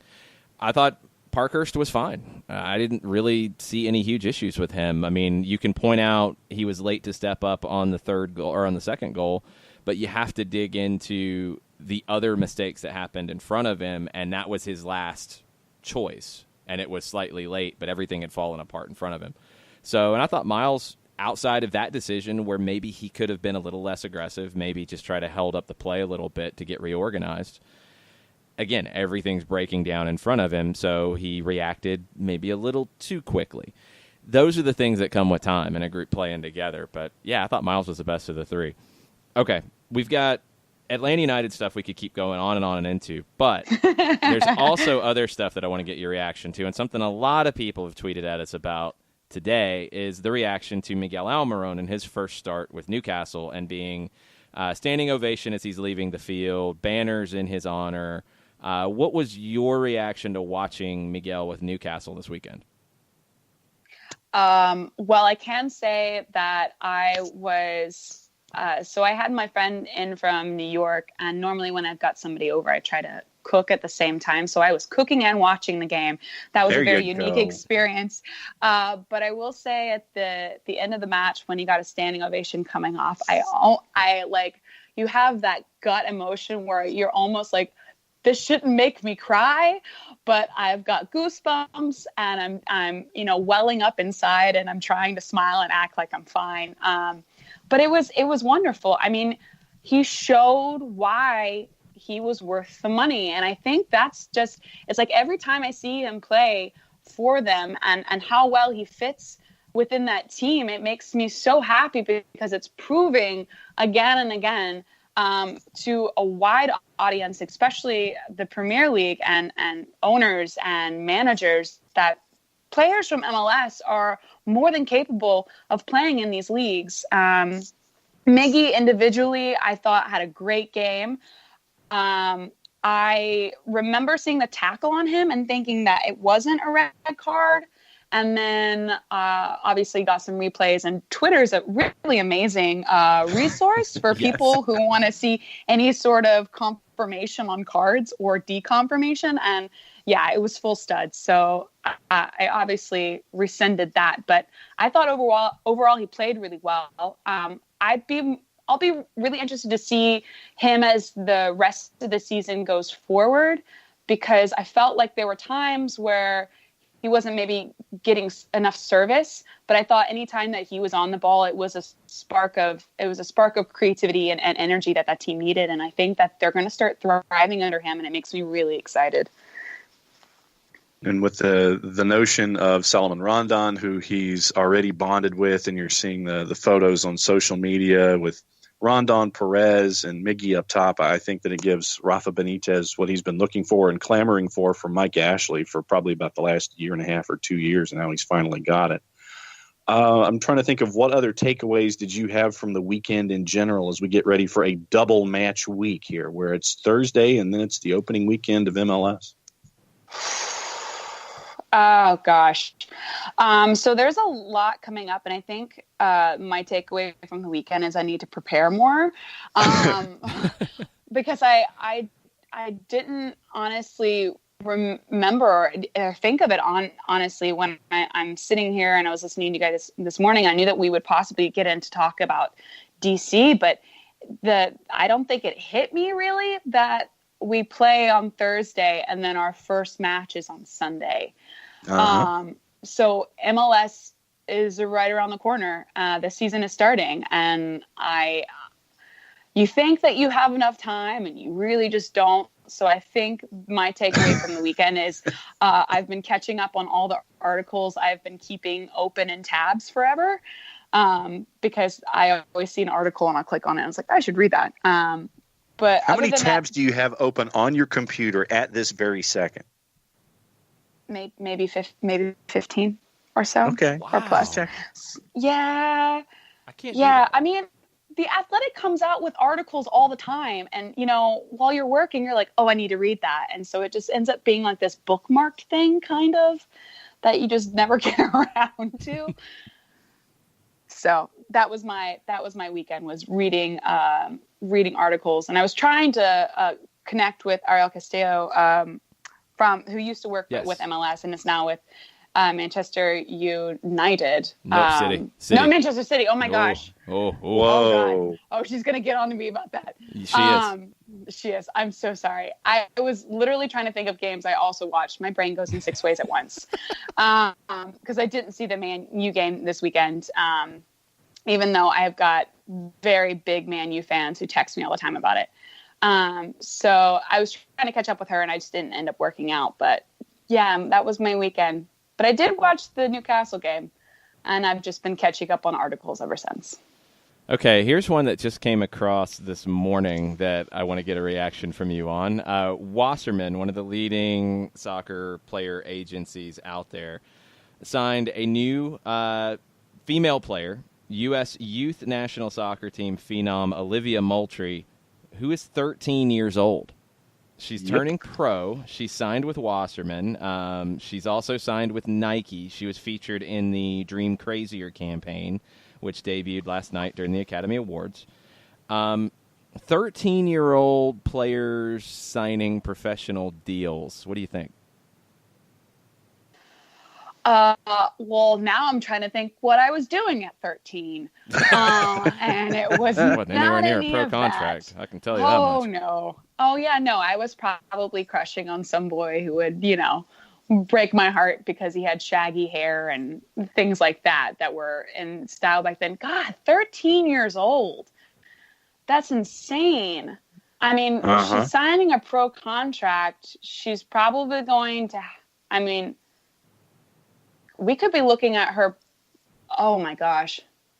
That's insane. I'm just trying to think of her timeline now as a 13-year-old signing a pro contract. And then if she does, obviously she's a great player. I'm not familiar with her, but I'm thinking about it now. We're playing a World Cup year this year. So you've got 4 years for this. So she'll be 17 playing in a World Cup. Hopefully, if all goes well. Yeah, if all goes well. That's crazy. What happens between now and then? That's the weirdest thing about it is you don't have the same academy setup. It's a little more inconsistent on the girl side. So, okay, she's a pro. How do you sign a 13-year-old professional player? First off, I don't think that's a normal thing you do. We did see it with Freddie Adu at 14 with DC United years ago. And you just hope that doesn't turn into another example of that. Well, yeah, for sure. It's just, what is the development like for her now? Yeah. Is she going to go into an NWSL club? Okay, which one? And how does she get allocated or signed? What's the mechanism for that? And if she goes to the right one, great, one that can develop her and have her play in an academy or an affiliated academy, like a North Carolina FC, who has an academy at Newcastle, and be a great setup. Or Sky Blue, which is an awful setup. Ugh. Awful. Yeah, let's not hope she goes there. That would be the wrong path, correct? Yeah, and I don't know what her possibilities would be to go overseas, because you have more professional academies starting to spring up on the women's side, but I don't know if she has what her passport situation is, what her maybe EU classification could be. Who knows? So that probably is not possible unless she's got a parent or grandparent that could get her an EU passport. So this is a crazy situation. We're honest. We're going to see what it ends up being 4 years from now. But if you also look at it this way, signing a player that young gives them that a much amount of time to develop and make mistakes and learn from those mistakes. And honestly, whatever team she goes to professionally, whether she joins it on the academy or maybe gets or is able to catch time with the first team, that you're going to have 4 years as a professional athlete to hone your skill, develop, grow. And then you're looking at a 17-year-old who could possibly play for the women's national team. And she's 17 with 4 years of a pro contract under her belt. What does that look like as a player? That's almost... It reminds me a lot of Mbappe with the youth and with being so skilled as a young player. And you want to treat any player that's young, that is that talented in the same manner. You want to make sure that they go to the right place. And if her ambitions are to go across the seas, you want to make sure that, one, she's taken care of. And then it depends on where she goes and how good their academy is and how good or how well she could integrate into whatever team she's on. I don't know. That's I'll have to start following that. This is the first I've heard of it, but It that's just happened. Thought. Yeah. I'm so intrigued. Gosh, 13. Uh-huh. Yeah. All right. What was even in Fab then? That's crazy. 13 for me was a long time ago, first off. And 13 for me was black and white television. Wow. I wasn't going to go there. Wow. But okay. We had cable, but I was probably watching MTV waiting for the latest Paula Abdul or Debbie Gibson video to pop up. It was before Nirvana. I mean, that's how crazy it is. Like, for me at 13, I'm like, that was pre-alternative music? Okay. Oh, yeah. That's just strange. For me, it was all of those one-hit wonders that you always hear on 80s on 8 or yes. Or on the countdowns with the VJs that you hear on satellite radio these days. Think of any one-hit wonder, that was me at 13. I was not on a professional deal with an agent representing my interests and trying to figure out how I prepare for a World Cup in 4 years at 17. Yep, right there with you on that one. Nuts. We'll see what happens. Go ahead, Kelly. Yeah, I'm trying to think of what year I was 13. That's just a crazy thing for me to try and figure that out of. But we had VCRs and I probably, the thing was I was so amazed with the fact that you could watch a VCR and then they had those rewinders where you didn't have to do the, I think that was, I was more into listening to music than I was on watching television when I was younger. And I can't even remember what I was doing at 13. I was not playing professionally. That's for sure. I was playing sports. I was not professional. I will say middle that. school. Yeah. Oh, man. I think I was playing on a team called the Rhinos at that point. Anyway. And you didn't go professional from that team. I did not go professional from that team at all. The scouts were not watching that league at all. It was unfortunate. What could have been. Anyway, let's move on and finish up with Kelly. What is the week looking like for you guys over at Unrelegated? What do y'all have coming out, and what are your plans for Thursday in Kennesaw and Sunday for the first away game, MLS? Are you guys doing a viewing party, and where is it, and where can people follow your stuff? Yeah, so me and Jay and Jessica are actually right now in the chat trying to figure out where we're going to be for Sunday for the watch party. Because we most likely will be recording. It's probably going to be at our studio, which is Hudson FC. So we'll probably just do a watch party there with Fran and our spaghetti grilled cheese sandwiches, which are absolutely delicious. So, but definitely check in on our feed on all the socials. We're Instagram, Facebook, Twitter. It's at UnrelATL. We'll probably be posting where we'll be and where you can come watch the game versus DC with us. Now, as far as Thursday goes, I don't even know what's going on. I think it was very interesting that right before you guys got on the air, Percy Herrera was like, I don't even know what time to show up. And that's kind of where I'm at with it. I was trying to figure out my timeline for that day on when I need to get out of work early so I can go to my house, so I can get ready, so I can Uber up because I'm not driving. And also how to appropriately tell my boss I'm not coming in on Friday. I wonder why. Flu? 5-stripe flu, correct. But other than that, we've got a bunch of promos that we're probably going to be shooting this week for some big, exciting announcements coming up. So, like I said, just check on our social feeds. We'll keep you guys up to date. We try to be as immediate on any news that we have with all of you. So just check up on that. Yeah. Awesome. Well, thanks for joining us, and we'll be talking to you soon. I don't know how you and Jay and Jess are going to figure out who's going to join us, rock, paper, scissors, or just let us know. It'll fight. Be all good. Yeah, we will. Yeah. Wrestling contest, sure. Thumb war, whatever it takes. It's all good. Yeah, any of those. Stream it live. Oh, by the way, the 92.9 wrestling promo was fantastic, guys. Yes. That was awesome. That was very cool. Brought so much joy to my heart. So that was awesome. Tony Schiavone is awesome, and Jay is a wizard with the video these days. So it's good stuff, and there's more coming. Yeah. So get ready for those week after week. It's going to be a lot of fun. Oh, so excited. Yes. We've already got the script ready for this week's 2 games, and they'll be ready to go shortly. So, Kelly, thanks. We appreciate it. You're welcome. Bye, guys. We'll see you on Thursday.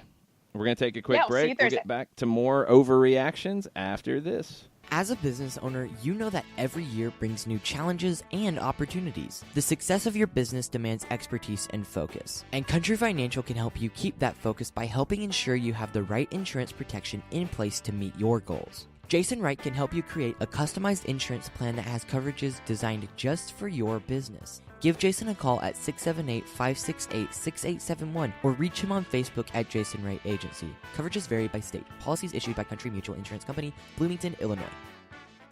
Got issues with youth or high school sports? Positive Coaching Alliance can help. PCA is a national nonprofit working to transform youth and high school sports so that every child has a positive character-building youth sports experience. PCA provides live and online workshops to train double-goal coaches whose first goal is winning and whose second, more important goal is teaching life lessons through sports. PCA also has workshops for parents and high school student athletes. For more information, please visit positivecoach.org. If you've been hurt in a car wreck, contact my friend Steve Apolinsky of Apolinsky & Associates. He's been representing individuals for over 30 years throughout Georgia and Alabama. Email him at steve@aa-legal.com or call him 24/7 at 404-377-9191. The initial consultation is free.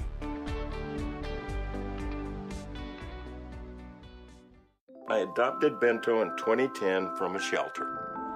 This cat makes me make art. He's always motivating me to draw pictures of him. He just is motivating artistically. He's my best friend, but a lot of people know him as Keyboard Cat. Keyboard Cat, YouTube star and shelter pet. Amazing adoption stories start in shelters. Start yours today. Visit theshelterpetproject.org to find a pet near you. Brought to you by Maddie's Fund, the Humane Society of the United States, and the Ad Council.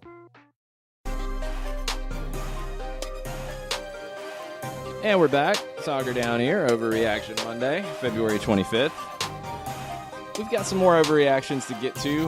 One brand new one from this morning that is just silly, and others that we'll talk about here in a minute. But Nathan Pugh had one early. To watch or not to watch, We Are LAFC on ESPN+. I think to watch. I think these types of shows are cool. I'd love to see more of these around the league. It'd be awesome. Yeah.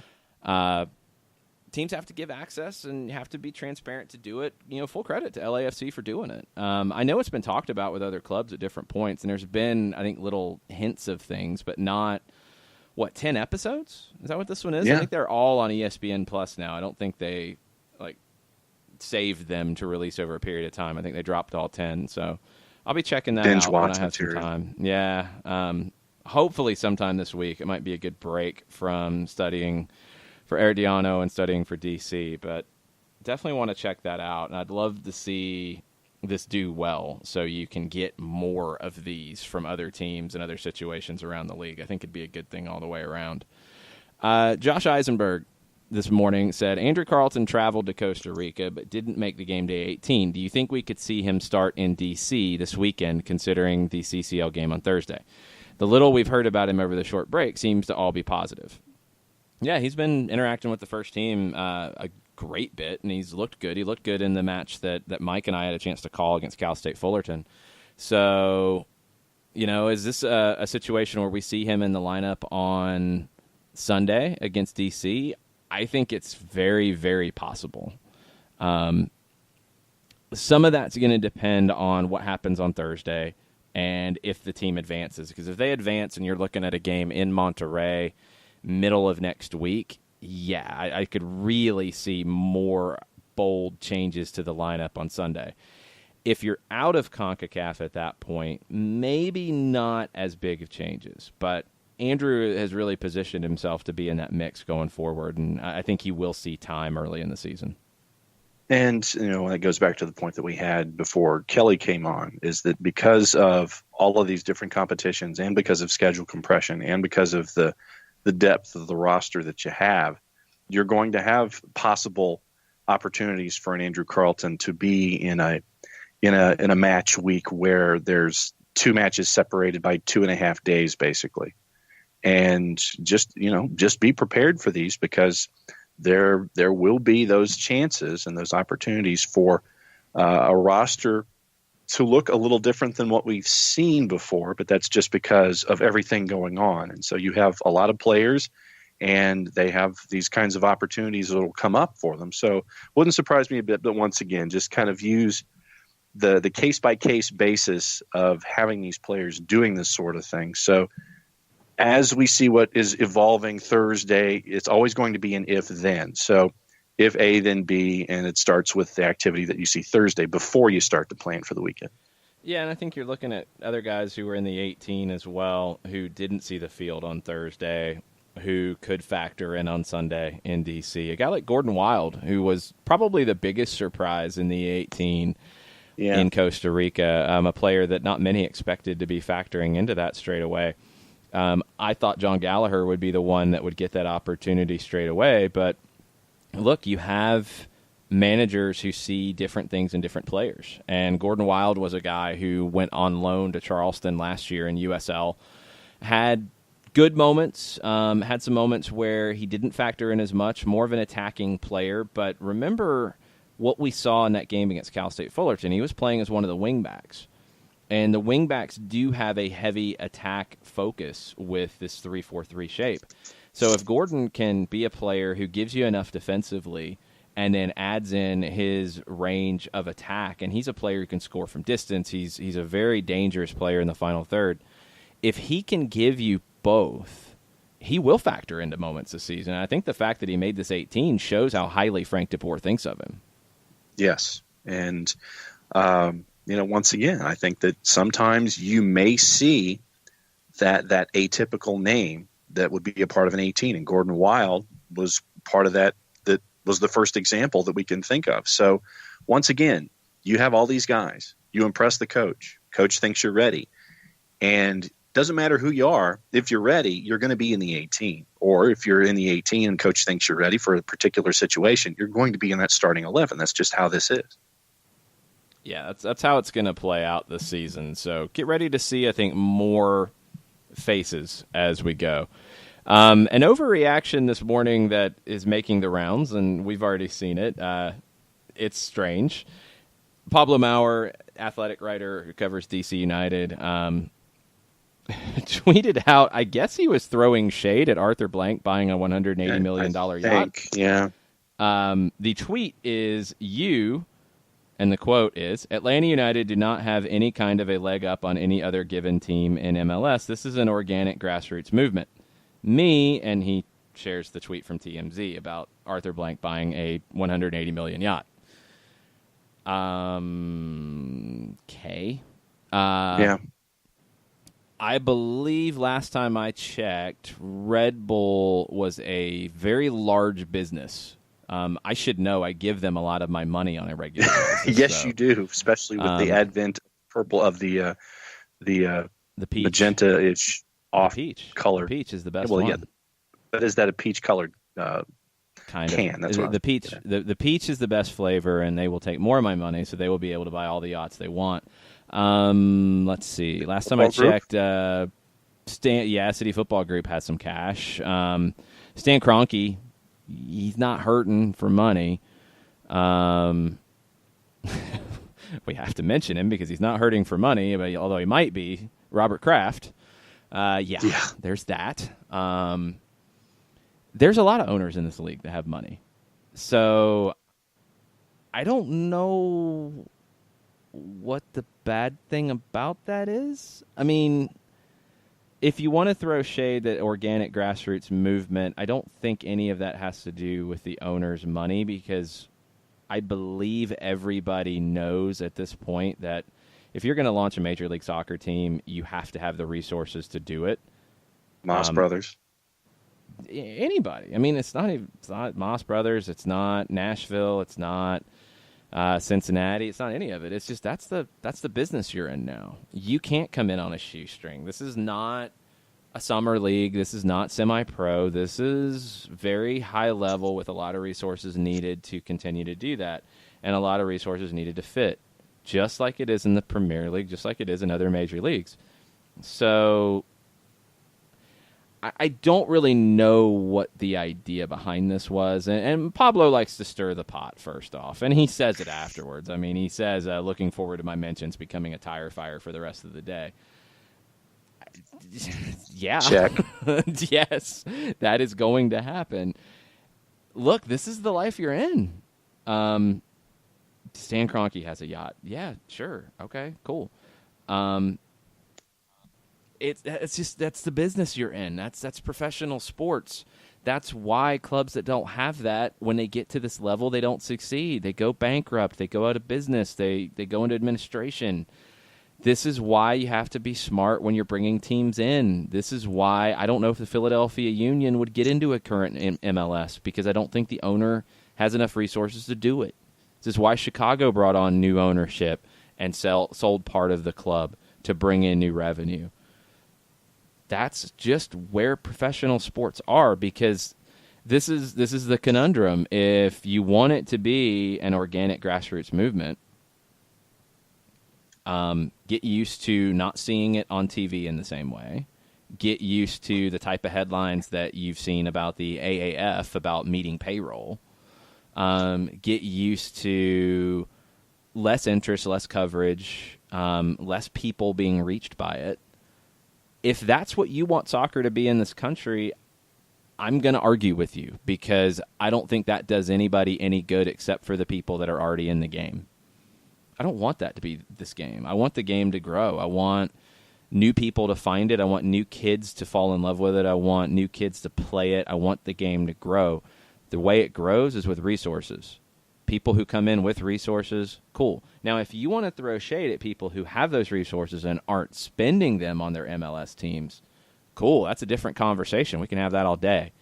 But to try to throw shade at Arthur Blank buying a yacht because he can, and Atlanta being or not being an organic grassroots movement, I just think you're really picking the wrong thing. I think Jarrett said it's the wrong hill to die on Monday.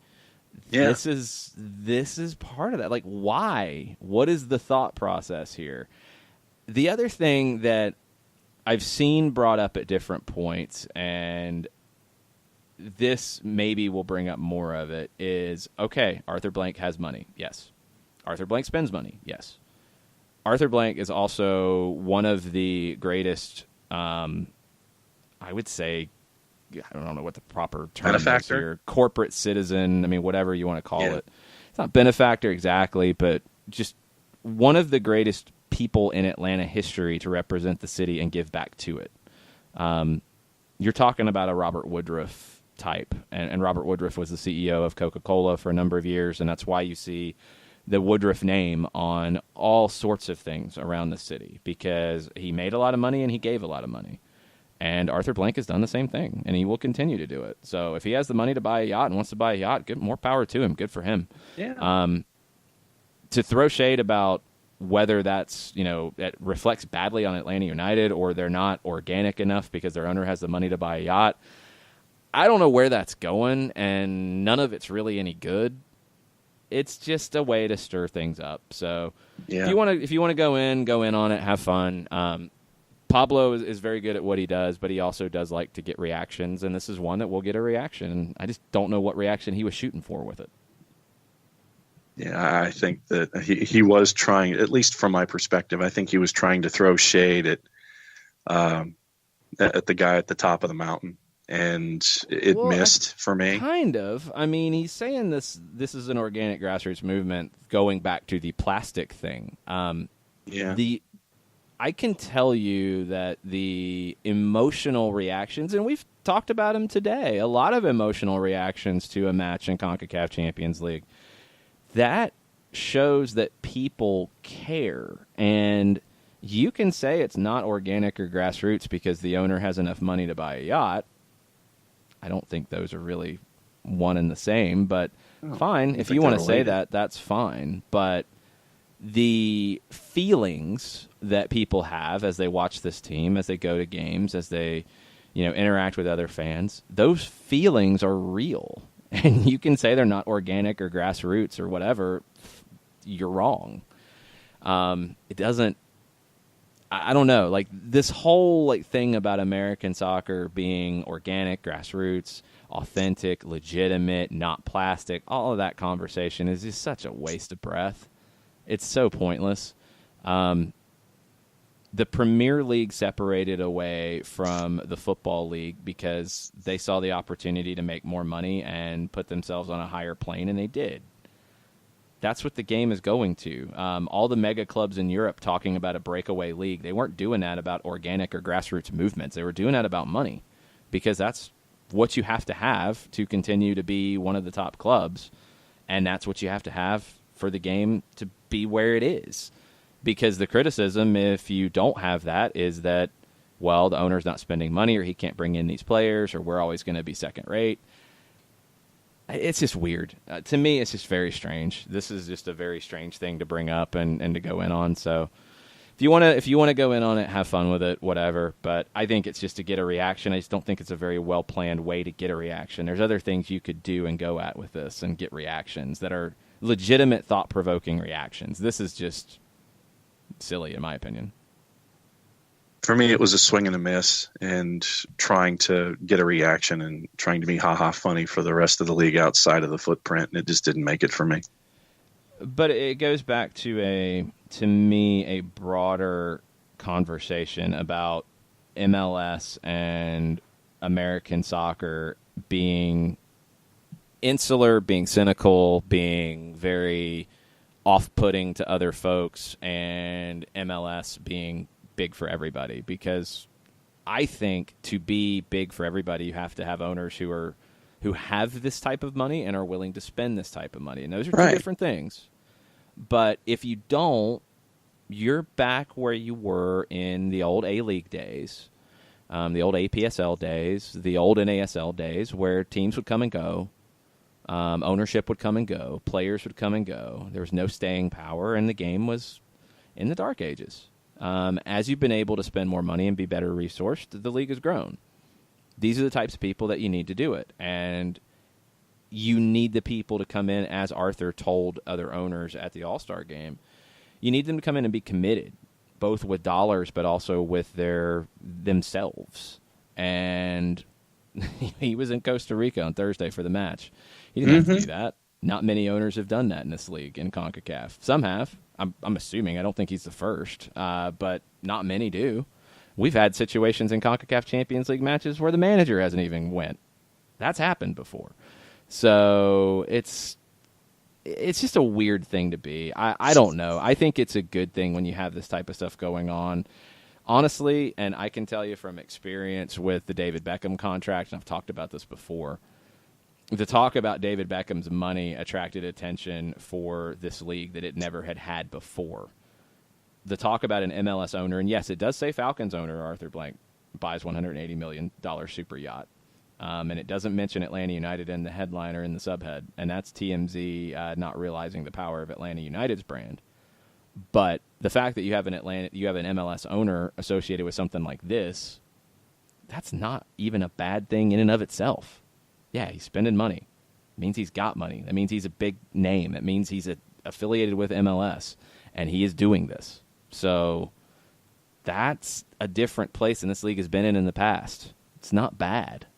Just because it's not a Green Bay Packers situation that couldn't happen today across the board at that level, that would never happen at this level. Just because it's not that doesn't mean it's bad. So I don't know. I just don't know what the intent was. So we'll see what happens as this continues to go, because it probably will be a tire fire in the reactions. And Shiva, I don't know if we'll see an Atlanta United post-championship party at Arthur Blank's new yacht. Maybe. It could happen. But I don't know about that one. We'll see. Let's take our final break and come back and wrap this up as we've gone completely off the rails. We'll be back after this. Today's show is presented by Apollinsky and Associates, personal injury lawyers with over 30 years of experience, supporters of Atlanta United, Faction, and Inter-Atlanta Youth Football Club.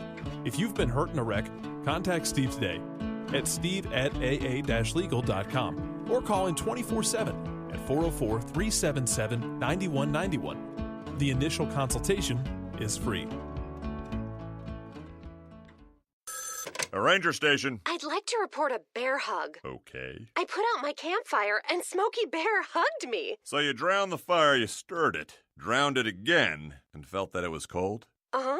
Yeah, he's just letting you know you did good. Bear hug from Smokey Bear. Status update. I'm gonna let you go now. There are many ways to start a fire, but one sure way to put it out. Learn how you can do your part at SmokeyBear.com. Sponsored by the U.S. Forest Service Ad Council and your state forester. We know that every driver is different, and a one-size policy does not fit all. That's why Country Financial offers a variety of discounts, so you get the coverage you need and the savings you deserve. From good driver to good student, multi-policy to multi-car, we've got a discount to suit every driver. Call Jason Wright at 678-568-6871 today to see what you could save. On Facebook at Jason Wright Agency or by phone at 678-568-6871. Discounts vary by state. Policies issued by Country Mutual Insurance Company, Country Preferred Insurance Company, or Country Casualty Insurance Company, Bloomington, Illinois. Every hiring manager knows that a company is only as good as the people it's made from. So where do you find the best people? That may surprise you. Meet the grads of life. Young adults of unique determination and experience. An ideal fit for your company in an entry-level position, internship, or even mentorship. They might not have every qualification you typically look for, but they're exactly who your company needs. This is talent worth knowing about. Go to gradsoflife.org to learn how to find, cultivate, and train this great pool of untapped talent. Brought to you by the Ad Council and gradsoflife.org. Final segment, Soccer Down Here, February 25th edition. Got some news we need to hit as we get ready to wrap up on a Monday. If you didn't see what happened in Kansas City at their match on Thursday, it's kind of got lost in the shuffle for us as we've been talking about Atlanta's match on Thursday.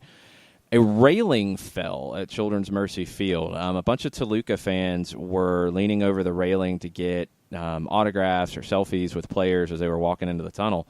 And the railing fell and fans fell. It wasn't crazy far that they fell, and there were luckily no life-threatening injuries.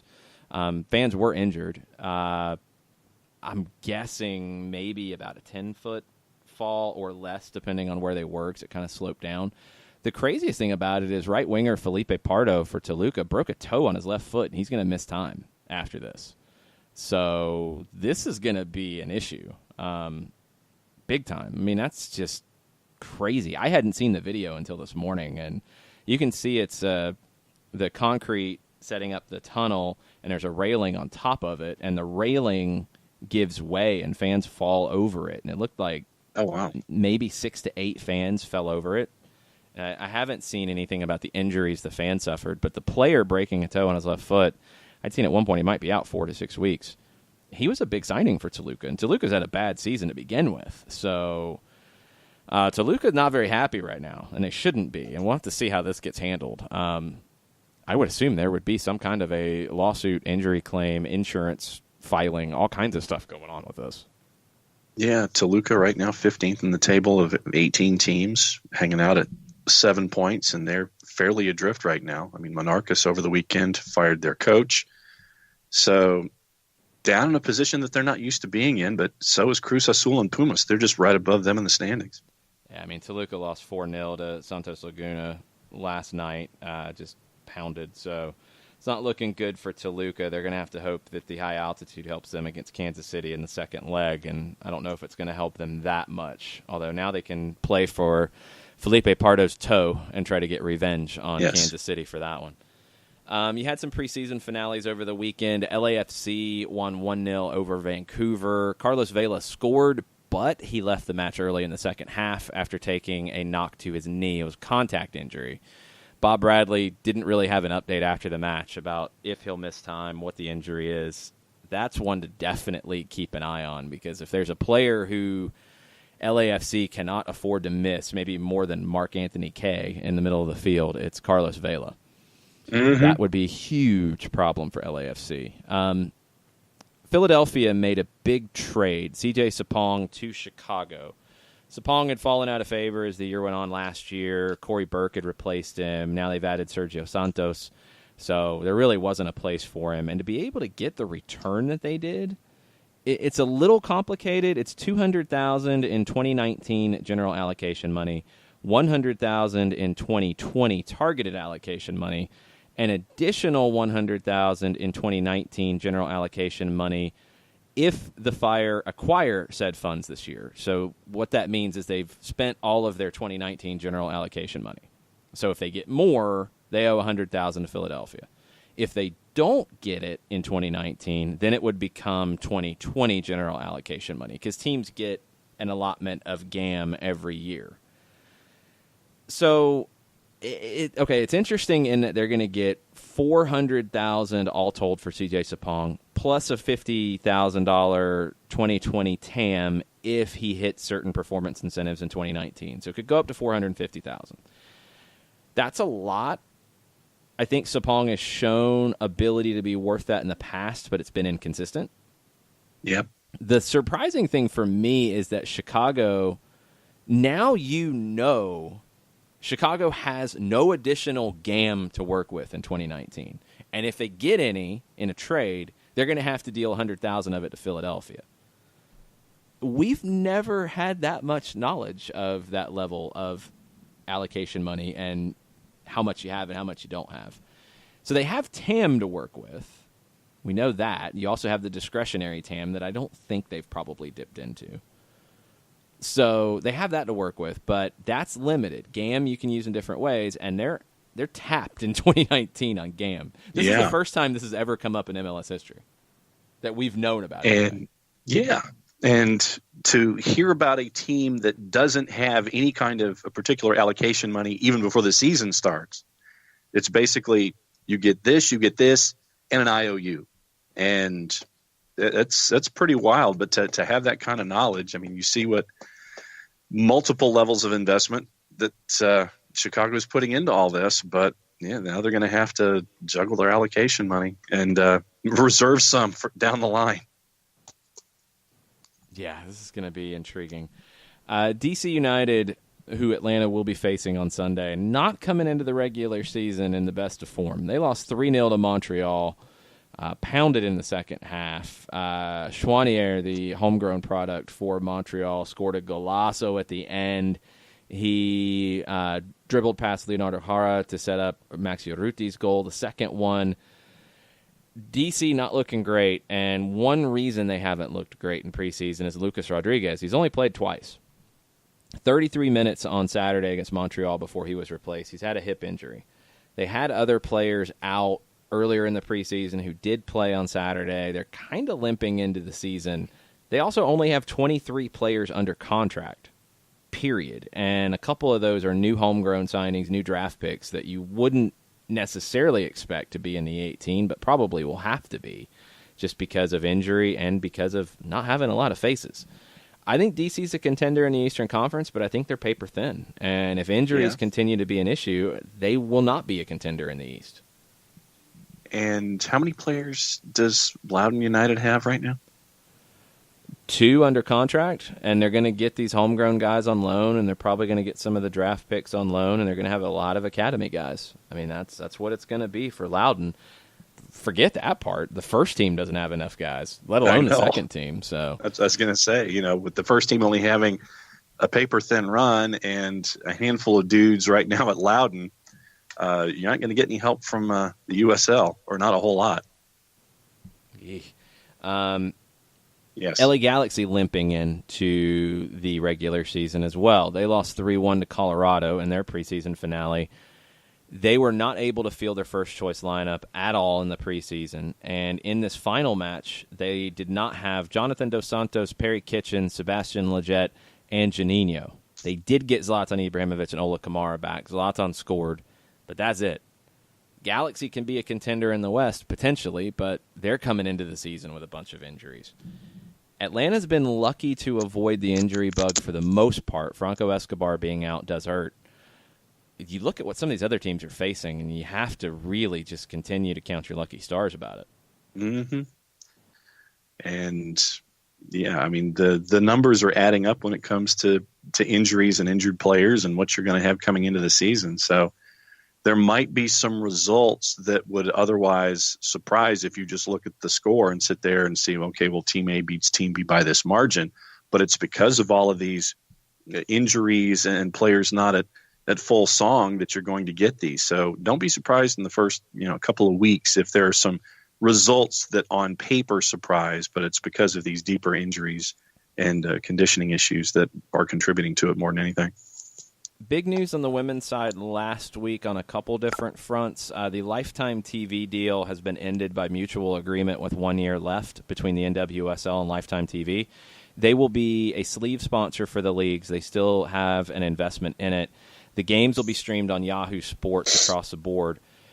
Some of the comments out of league sources were that there were things about the deal with Lifetime that were making it hard to expand, and we don't know the details there yet. We'll have to wait and see as expansion happens for the league. But very strange timing of it happening right before the schedule was being announced, and reportedly that was part of the reason the schedule was delayed. It's just a weird timing, and it looks bad. It might not be bad, but it looks bad, and we'll have to see how the league moves this going forward. I think people who watched the CONCACAF stuff on Yahoo Sports will say that it was pretty good. My experience with it was good, watching it on Tuesday, so I was happy with it. I think NWSL will be just fine there, but no TV partner. It's a perception thing that's a little weird. Yeah. And it might be for the best, but the perception at the moment is not good about this. You have all of these fans who watch sports, whatever they are, and they're used to that over-the-air component. It's taking a lot of adjustment for folks, and I know that this is where it's heading, but going to laptops and desktops and tablets and phones. And there are some leagues that are heading in that direction in some of the minor sports outside the top five, and you have some of the top five putting elements on mobile platforms and off-air platforms and things like that. But a week before training camp for the NWSL to announce that your over-the-air TV deal does not exist, that's obviously raising some eyebrows, and it's going to force people to think about things in a new manner to try to track down their product this year.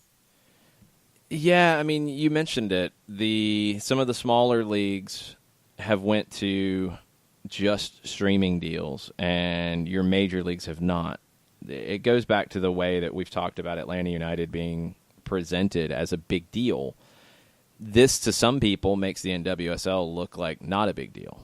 Some people would have said that being on Lifetime still made them not being a big deal because it wasn't a traditional sports channel, and that was part of the reason I think ratings suffered, is you just didn't have a normal viewer base with Lifetime to build on with sports. It just wasn't there. I don't know. It kind of feels in between for me. So let's see what they do with this, and let's see if the expansion issues that maybe were an issue with the Lifetime partnership, maybe they won't be the case now, because expansion has to happen. That's been one of my biggest issues with NWSL. The good news on the women's side is the International Champions Cup on the women's side this year will not just be 4 teams, it'll be 8. 4 from the NWSL, 4 from the rest of the world, and there'll be teams in the ICC network. That's the idea, is the clubs who are playing in the International Champions Cup on the men's side, this is an opportunity for exposure for their women's sides. Charlie Stilitano said that he had a lot of interest from European and Liga MX clubs on the women's side. He's also creating a girls' tournament to run alongside the boys' tournament on the youth side that started in the last year. That'll be great. And I love that Stilitano and his company are investing in the growth of the women's game. It's such an opportunity on the women's side because you don't have a women's World Club Cup. You don't have that. And this, in some ways, is that. It's not, because you're being chosen to participate. It's not qualification for it. But it is the first major international women's soccer tournament at the club level, and that's a great thing. And for it to expand this year, awesome. Love it. Yeah, Stilitano said he had to turn teams away when it came to level of interest for this kind of thing. So good on Charlie and good on the ICC.